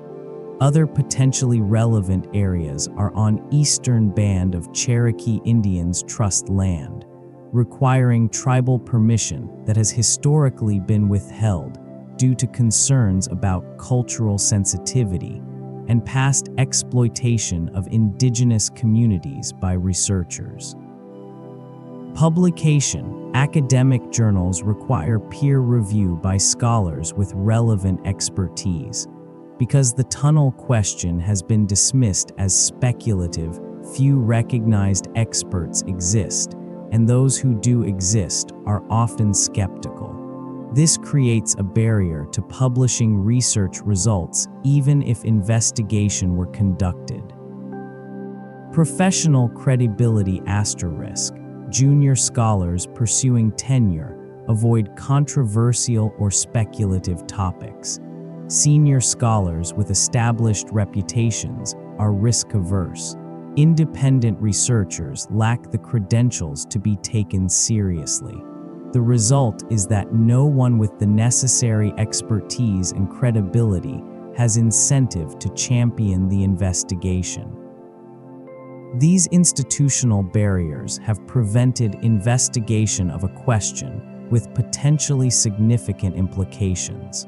If extensive underground passages exist beneath the Smokies, showing evidence of pre-Columbian modification or construction, the discovery would reshape understanding of pre-Columbian engineering capabilities in eastern North America.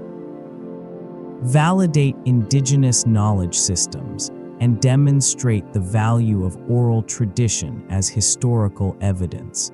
Reveal new dimensions of pre-Columbian trade networks and infrastructure challenge narratives that portray indigenous societies as less technologically sophisticated than their contemporaries elsewhere. Provide new insights into the deep history of human occupation in the Appalachians. Create opportunities for enhanced Cherokee cultural heritage recognition and stewardship. Even if investigation revealed only natural cave systems with minimal human modification, the process would still yield valuable knowledge about the region's geology, the accuracy of oral tradition as geographic knowledge, and the historical understanding of landscape by both indigenous and settler populations. The failure to investigate is not a neutral non-decision.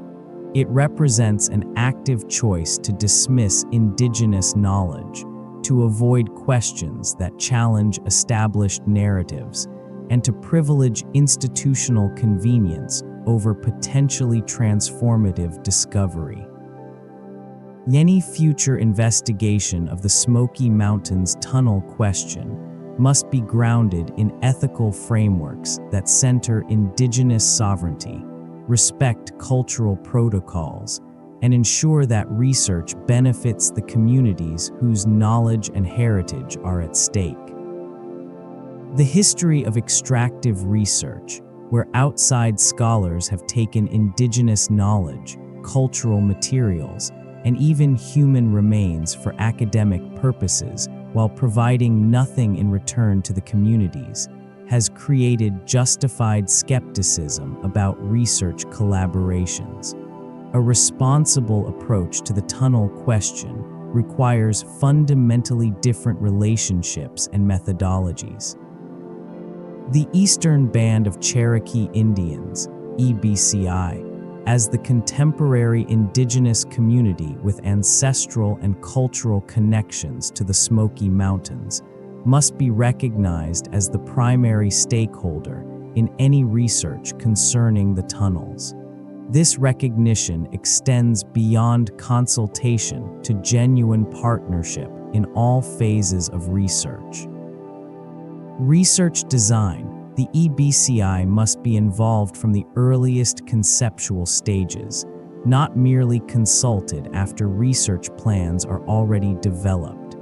This means Cherokee community members, knowledge keepers, and designated representatives participate in formulating research questions, determining methodologies, identifying priorities, and establishing protocols.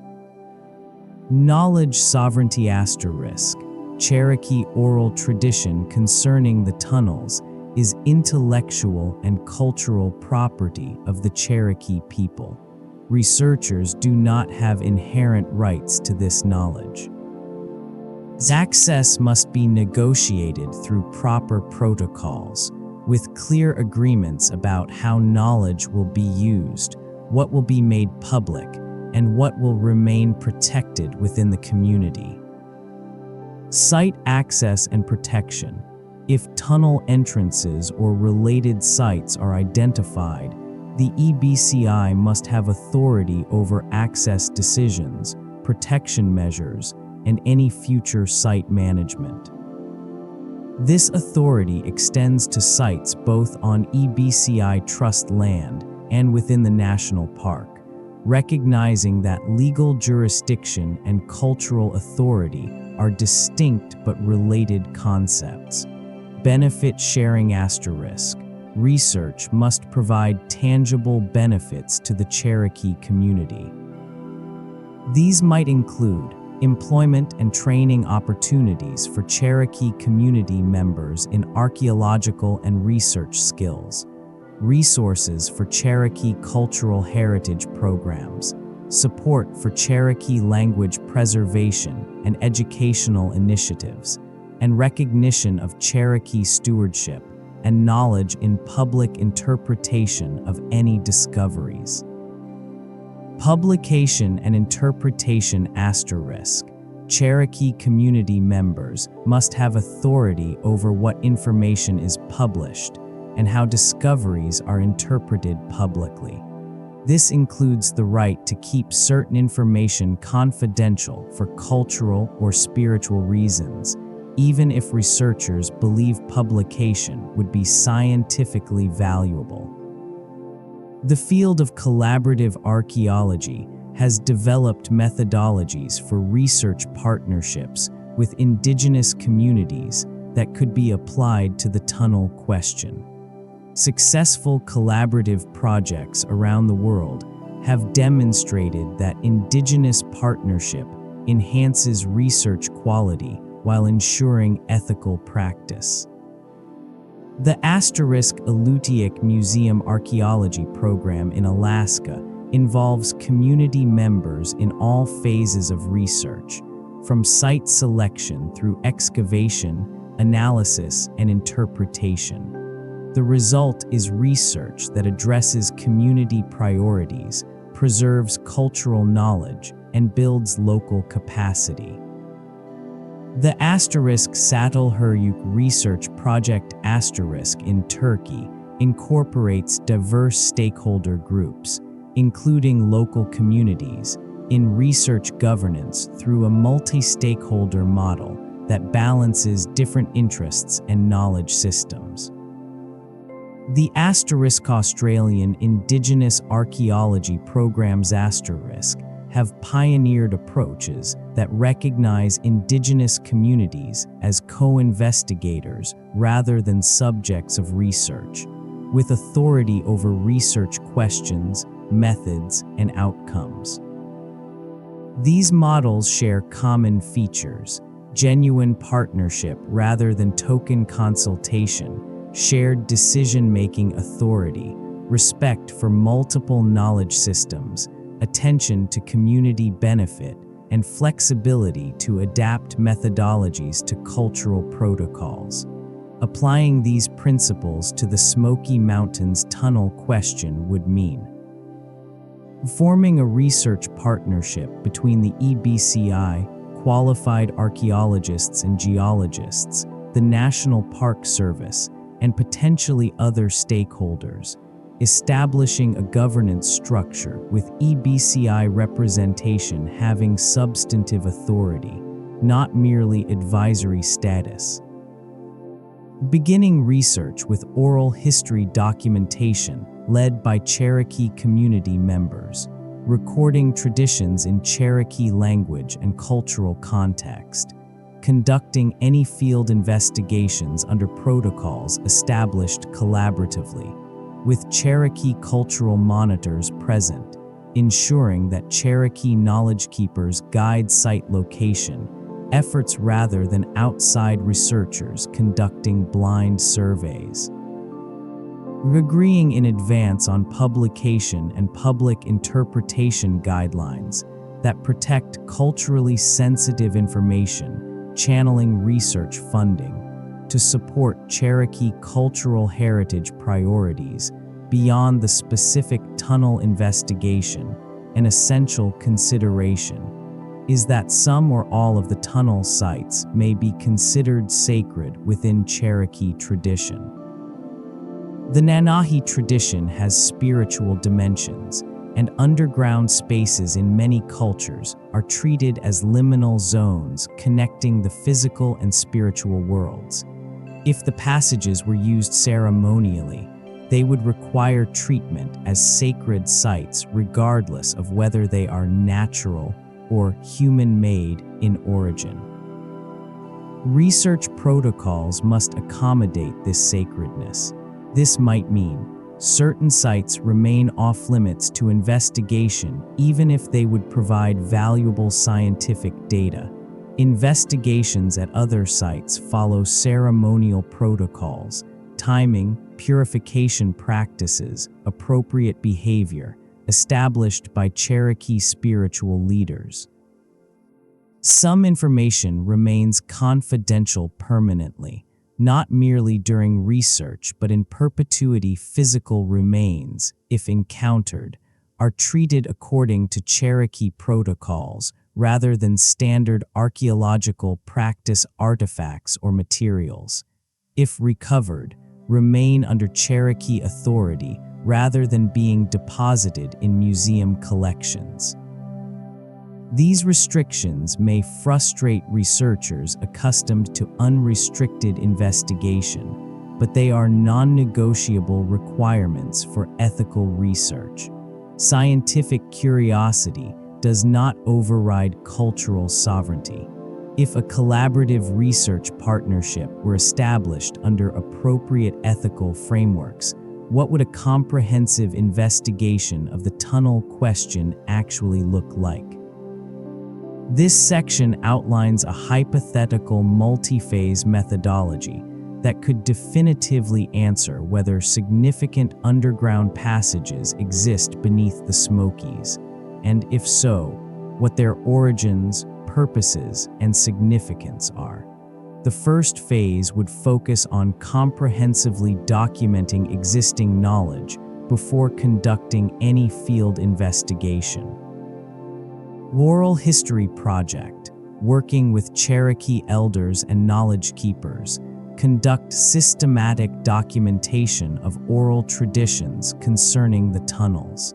This would be led by Cherokee community members trained in oral history methodology, with interviews conducted in Cherokee language where appropriate.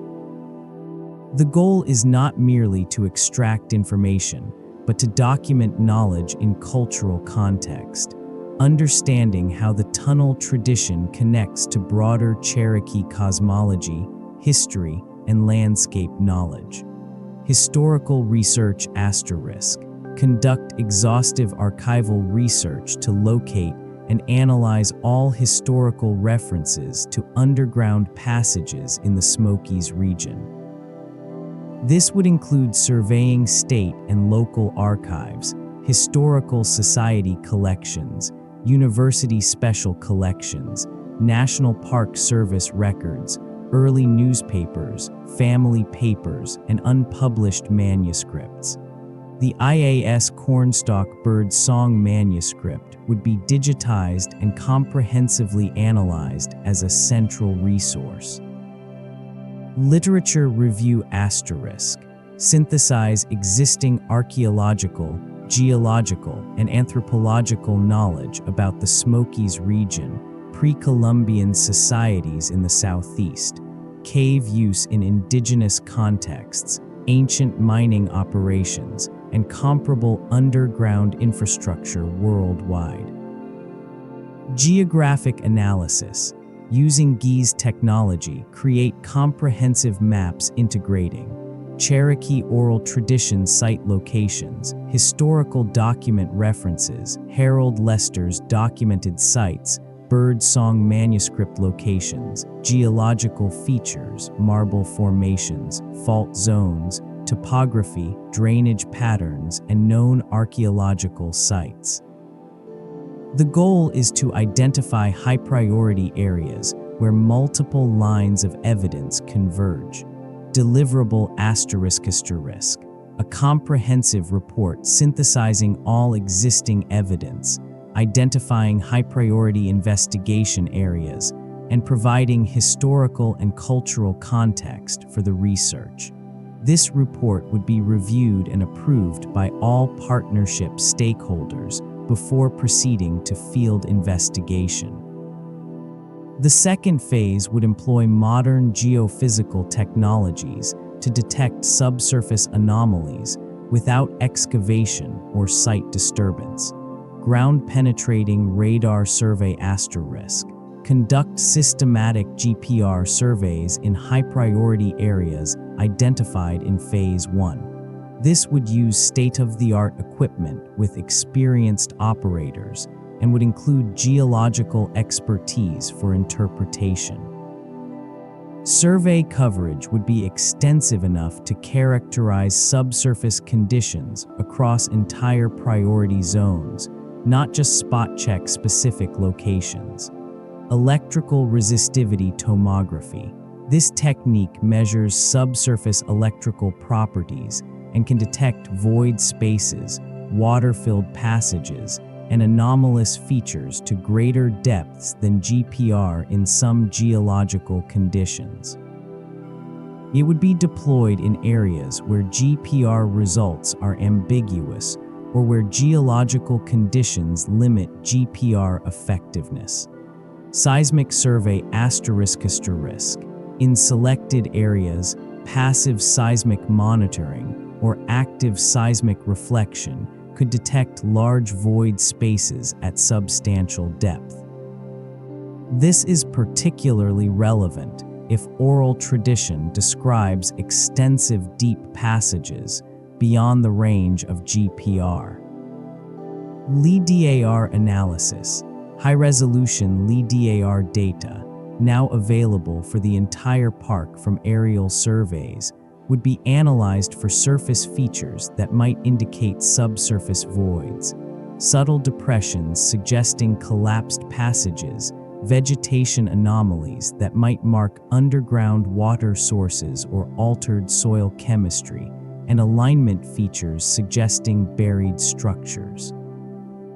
Hydrological tracing ***. In areas where oral tradition describes passages following underground streams, conduct dye tracing studies to map subsurface water flow. Dye introduced at stream swallows, where surface water disappears underground, can reveal where and when it emerges, mapping underground flow paths that might coincide with traversable passages. Deliverable ***. Comprehensive geophysical survey results with expert interpretation, identifying specific subsurface anomalies warranting further investigation and characterizing the geological context. Results would be evaluated by the partnership to determine which anomalies justify proceeding to Phase 3. Phase 3, Limited Test Investigations, Years 3-4. Based on Phase 2 results, Phase 3 would involve carefully controlled, limited physical investigation of the most promising anomalies. Entrance documentation. For any known openings in priority areas, conduct detailed documentation without subsurface penetration.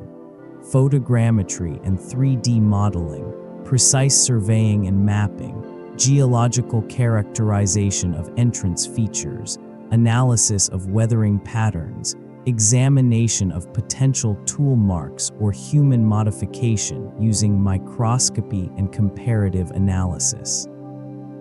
Minimal impact cave survey ***. If safe, accessible passages exist, conduct cave survey using modern speleological techniques.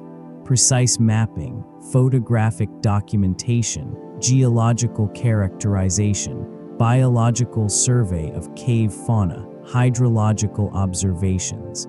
This would be done with careful protocols to avoid site damage and with Cherokee cultural monitors present. Test excavation ***. If surface features or geophysical anomalies suggest buried entrances or collapsed passages, conduct small-scale test excavations using standard archaeological methodology. Stratigraphic excavation, comprehensive screening and artifact recovery, detailed recording and photography, soil and sediment sampling for analysis. Excavation would be minimal and targeted, not extensive exploratory digging. Materials analysis. Any materials recovered, stone, sediment, organic remains, potential artifacts, would be analyzed using available techniques.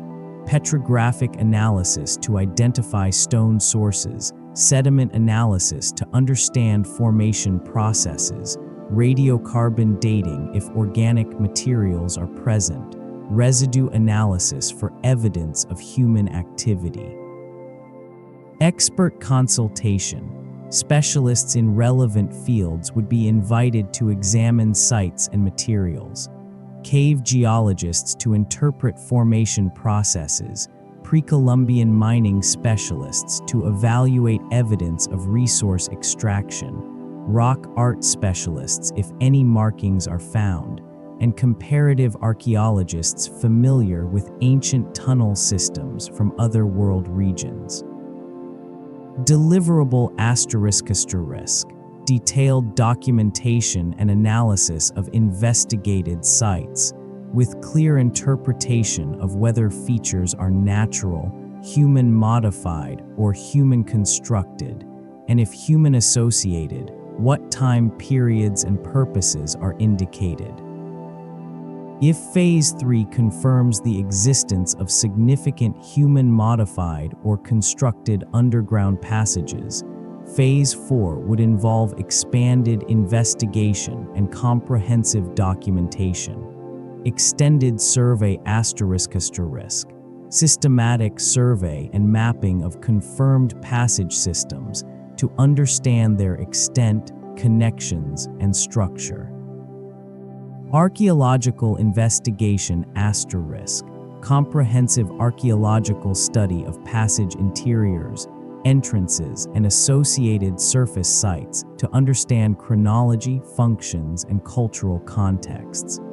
Geological study **, detailed geological characterization to understand formation processes, human modification techniques, stability and preservation conditions, and relationships to regional geological structures. Comparative analysis **, systematic comparison with underground sites worldwide, mining operations, ceremonial caves, constructed tunnels, water management systems, to understand the Smokies passages in global context. Public documentation, with EBCI approval, preparation of publications, public presentations, museum exhibits, and educational materials to share discoveries with broader audiences while respecting cultural protocols.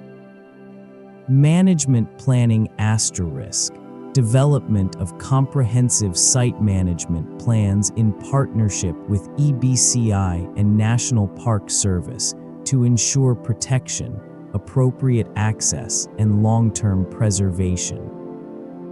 If comprehensive investigation confirmed the existence of extensive underground passages beneath the Smoky Mountains, showing clear evidence of pre-Columbian human modification or construction, the implications would be profound and far-reaching across multiple domains.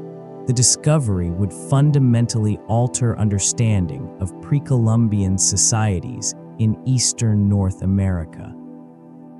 Current archaeological paradigms recognize sophisticated pre-Columbian societies, the mound-building cultures of the Hopewell and Mississippian periods particularly, but underground infrastructure of the scale suggested by the tunnel accounts has no current parallel in the archaeological record of the region. Confirmed tunnel networks would demonstrate engineering sophistication, the technical knowledge required to modify or construct underground passages, understanding of geology, structural stability, surveying and alignment, ventilation, drainage, would reveal engineering capabilities not previously documented in the Southeast. Organizational capacity. Creating extensive passage networks would require coordinated labor over extended periods, suggesting social and political organization capable of mobilizing and sustaining such efforts.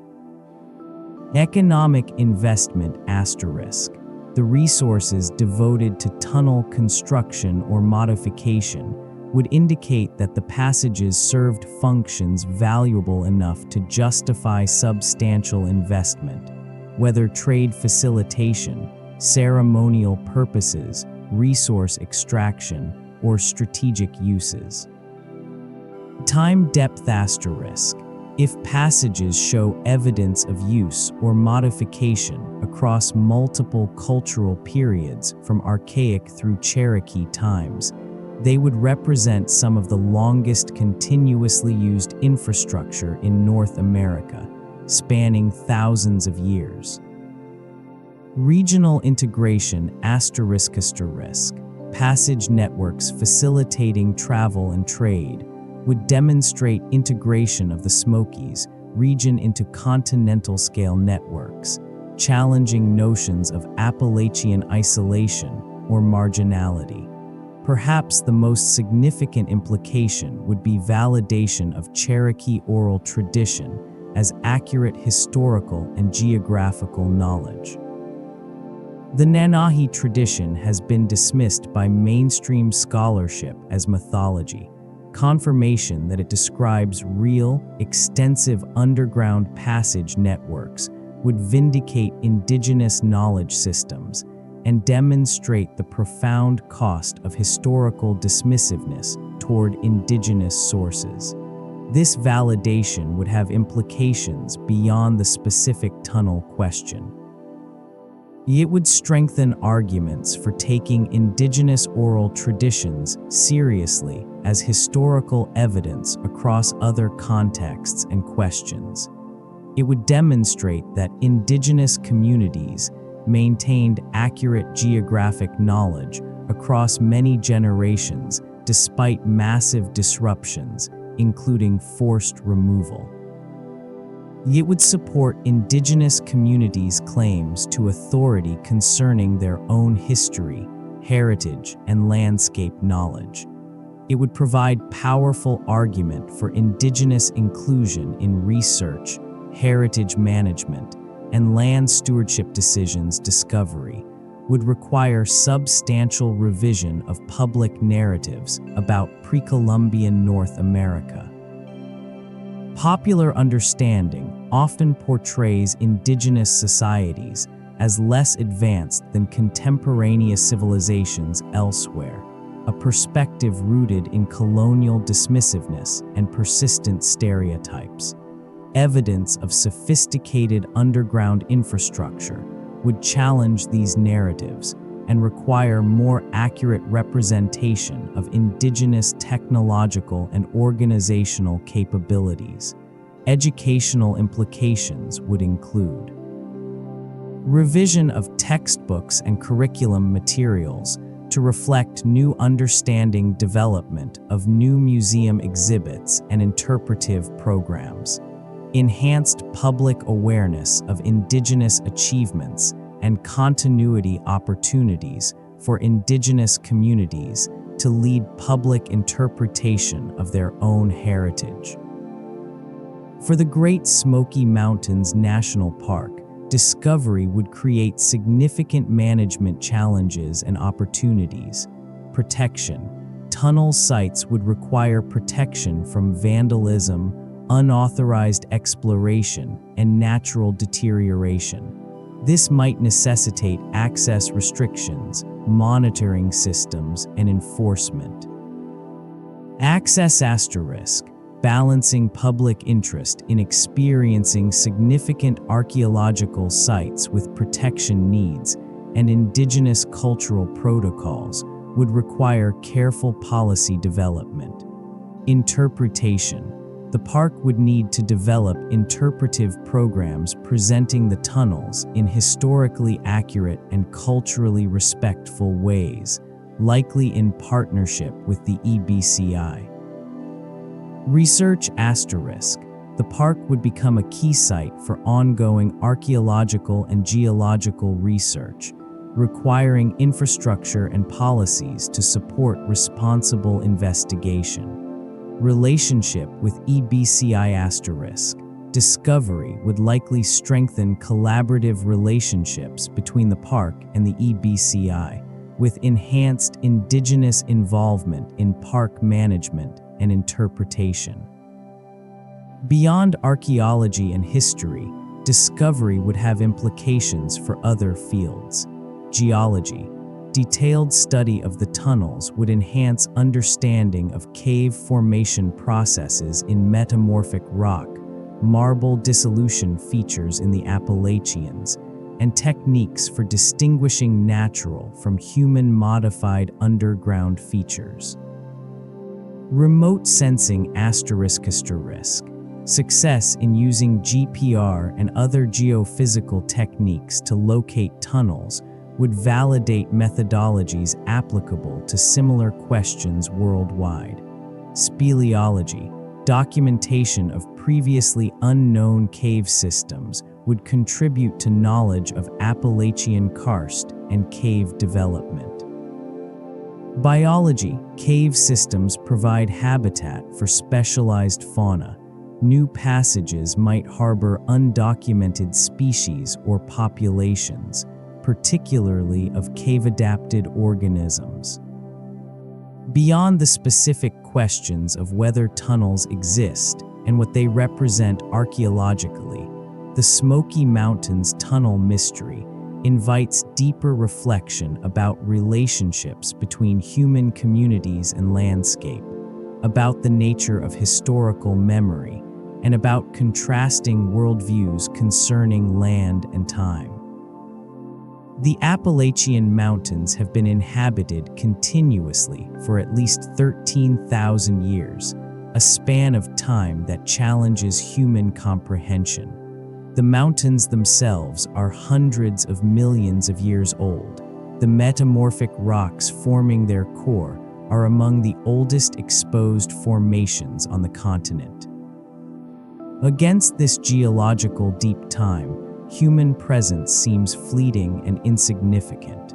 Yet within the shorter but still profound span of human deep time, 13,000 years represents extraordinary continuity. It encompasses the entire Holocene epoch, the period since the last ice age during which all of human civilization developed. People have lived in the Smokies longer than agriculture has existed, longer than cities have existed, longer than writing has existed. Generations beyond counting have walked these mountains, known these streams, sheltered in these valleys. If underground passages exist, modified or created by human hands thousands of years ago, they represent a remarkable material connection to this deep human history. Stone passages could endure for millennia, outlasting all organic materials, all surface structures, all but the most durable artifacts. They would constitute, quite literally, a pathway into the deep past, spaces created by hands separated from us by hundreds of generations but traversable today, connecting present to past through direct physical experience. This perspective transforms the tunnel question from a merely archaeological puzzle into an existential encounter with time, memory, and continuity. To enter a passage carved by unknown peoples 4,000 years ago would be to share space with the ancient dead in a way few other experiences allow. It would make human deep time tangible, embodied, immediate.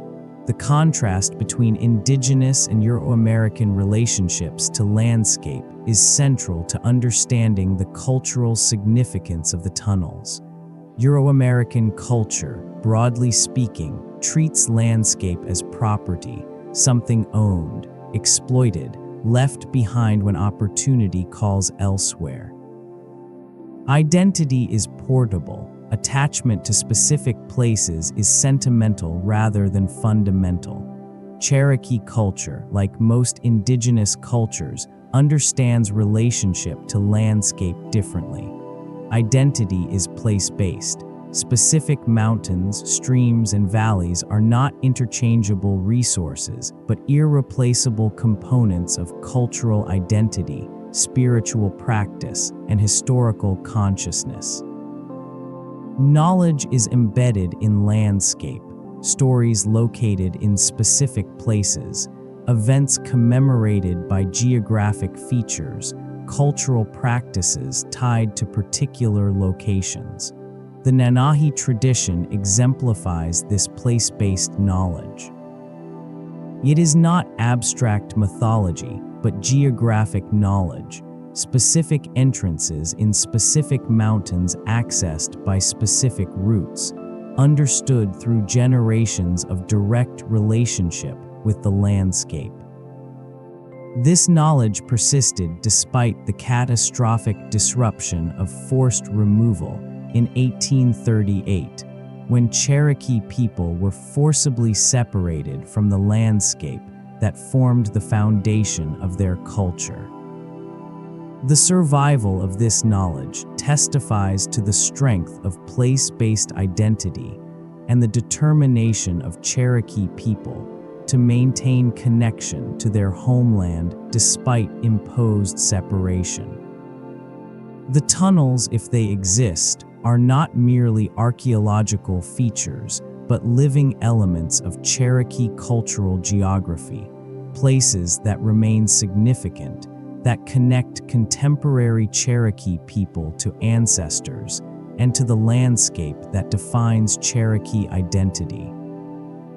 The tunnel question also illuminates the processes by which knowledge is preserved, lost, and potentially recovered. Cherokee oral tradition maintained knowledge across generations through deliberate cultural transmission. Euro-American settlement created fragmentary historical documentation, surveyors' notes, newspaper accounts, folklore collections, that preserved traces of knowledge even as the knowledge itself became disconnected from living practice. The forced removal of Cherokee people disrupted the living transmission of landscape knowledge. Some knowledge keepers avoided removal or returned afterward, maintaining fragments of tradition. But the intimate daily relationship with landscape that had sustained detailed geographic knowledge for generations was severed. Specific knowledge, exactly which boulder, exactly which cliff, exactly which drainage, could not survive separation from the landscape itself. Settler populations developed their own landscape knowledge, but it was shallower, disconnected from deep time, lacking the cultural frameworks that had sustained indigenous knowledge. The result was a landscape half remembered, half forgotten, a palimpsest where fragments of ancient knowledge persisted but could no longer be fully read. Recovery of this knowledge requires bridging the gap between Cherokee oral tradition, geographically precise, but sometimes lacking specific locational details after generations of separation, and historical documentation, fragmentary, and often ambiguous, and contemporary investigation, technological but lacking cultural context. It requires collaboration precisely because no single knowledge system alone is sufficient. Finally, the tunnel question intersects with broader struggles over historical narrative and indigenous rights. The dominant narrative of American history has consistently marginalized indigenous peoples, portraying them as tragic but inevitable casualties of progress, as peoples without significant history, technology, or accomplishment. This narrative served and continues to serve political purposes, justifying dispossession, minimizing obligations, dismissing indigenous voices. Evidence of sophisticated pre-Columbian infrastructure challenges these narratives. It demonstrates that indigenous societies were not primitive peoples waiting for European civilization, but sophisticated cultures with their own technologies, engineering capabilities, and achievements. It shifts the frame from savages yielding to civilization to one civilization displacing another through violence and injustice. This reframing has contemporary political implications. Indigenous communities throughout North America are engaged in ongoing struggles for rights, recognition, and justice. Land claims, treaty rights, cultural heritage protection, resource management authority, political sovereignty. Historical narratives matter in these struggles. Evidence that indigenous societies were sophisticated, that they developed complex infrastructure, that they maintained accurate knowledge systems across millennia, strengthens arguments for indigenous authority and challenges narratives of indigenous inferiority. Conversely, continued dismissal of indigenous knowledge, continued failure to investigate indigenous accounts seriously, continues patterns of marginalization and erasure. The decision to investigate or not investigate the tunnel question is not politically neutral. It reflects institutional choices about whose knowledge matters, whose history deserves attention, whose heritage deserves protection and celebration. The Great Smoky Mountains have stood for hundreds of millions of years. They have witnessed the drift of continents, the rise and fall of ancient seas, the collision of landmasses that built them, and the erosion that slowly wears them away. For at least 13,000 years, they have witnessed human presence, people who hunted in their valleys, gathered plants on their slopes, quarried stone from their hearts, and perhaps carved passages through their depths. The question of whether extensive underground tunnels exist beneath these mountains, modified or constructed by human hands in the deep past, remains unresolved. The evidence, Cherokee oral tradition, historical accounts, independent investigations, remote sensing surveys, geological analysis, is suggestive but not definitive. It forms a pattern that demands serious scientific attention but has not received it. This failure reflects institutional barriers, disciplinary fragmentation, methodological conservatism, and historical dismissiveness toward indigenous knowledge. It reflects the difficulty of investigating questions that fall between established fields, that challenge comfortable narratives, that require genuine interdisciplinary collaboration and partnership with indigenous communities whose knowledge has been historically dismissed. Yet the question will not disappear. The oral tradition persists within Cherokee communities. The historical documents remain in archives. The geological potential exists.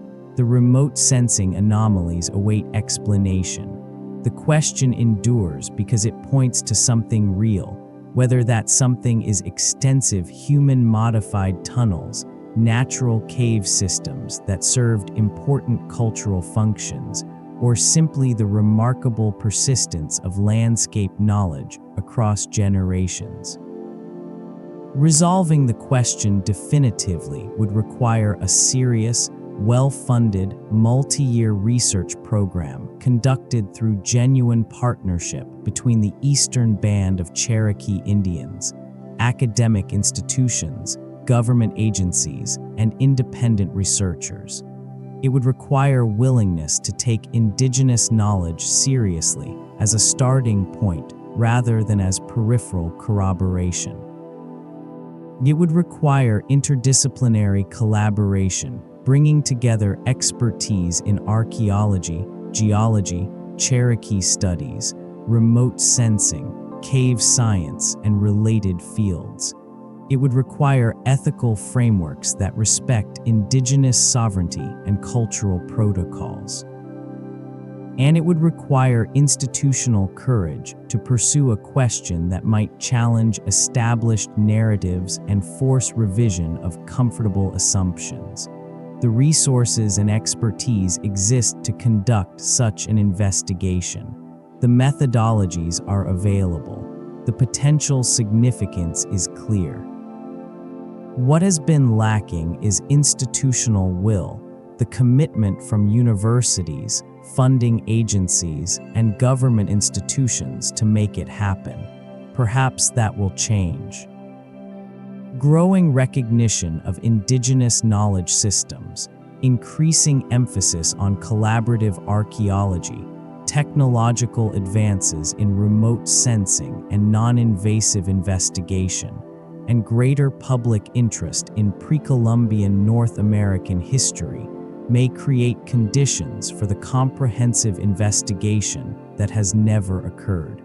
Until then, the mountains keep their secrets. The passages, if they exist, remain hidden beneath the surface, known to a few, unknown to most, waiting patiently as they have waited for generations. The oral tradition persists, carrying knowledge forward through time. The historical documents rest in archives, fragmentary testimonies to encounters with mystery. The geological structures endure, marble lenses and fractured metamorphic rock creating spaces in the darkness where water flows and air moves and stone remembers. The Great Smoky Mountains, mantled in their blue mist, continue to be the most visited national park in America. Millions walk their trails each year, marveling at ancient forests and cascading streams, at elk and bear and wildflowers, at vistas stretching to distant horizons. Few know that beneath their feet, beneath the familiar surface of trail and stream and forest, there may lie one of North America's most significant archaeological mysteries, a network of passages that could reshape understanding of indigenous history, validate knowledge systems dismissed for generations, and connect the present to the deep human past in profound and tangible ways. The question remains open. The mountains remain patient. The knowledge persists, fragmentary but enduring. And the possibility remains that one day, through collaboration grounded in respect and curiosity driven by genuine partnership, the passages beneath the Smokies will be documented, understood, and recognized for what they represent, whether that is extraordinary human achievement, remarkable geological phenomenon, or some complex interweaving of both. The mountains have waited for millions of years. They can wait longer, but perhaps it is time for humans, indigenous communities who have always known, researchers who have the tools, institutions who have the resources, to stop waiting and begin the patient, respectful, rigorous work of answering a question that has persisted across centuries. What lies beneath the Great Smoky Mountains, and what can it teach us about the deep history of human presence in this ancient landscape? The answer, when it comes, will not be found in archives alone, or in laboratories alone, or in oral tradition alone, or in remote sensing data alone. It will be found in the synthesis of all these knowledge systems in collaboration that honors multiple ways of knowing. In investigation that respects both scientific rigor and cultural sovereignty. In patience that acknowledges that some questions cannot be answered quickly, and in humility that recognizes how much remains unknown about the human past and the landscapes that have sustained human communities for thousands of years. The Smoky Mountains stand as they have always stood, ancient and enduring. Beneath their familiar slopes may lie extraordinary secrets, or perhaps the greatest discovery would be not tunnels themselves, but what the search for them reveals about the value of indigenous knowledge, the importance of collaborative research, the persistence of cultural memory across time, and the profound connections between people and place that transcend individual lifetimes and link past, present, and future into a continuous whole. The question remains. The mountains wait, and perhaps in time the answers will emerge, not imposed from outside but discovered through partnership. Not extracted for external benefit, but shared for mutual understanding, not dismissing the past, but honoring it, not erasing indigenous knowledge, but finally belatedly taking it seriously as the valuable historical and geographic knowledge it has always been.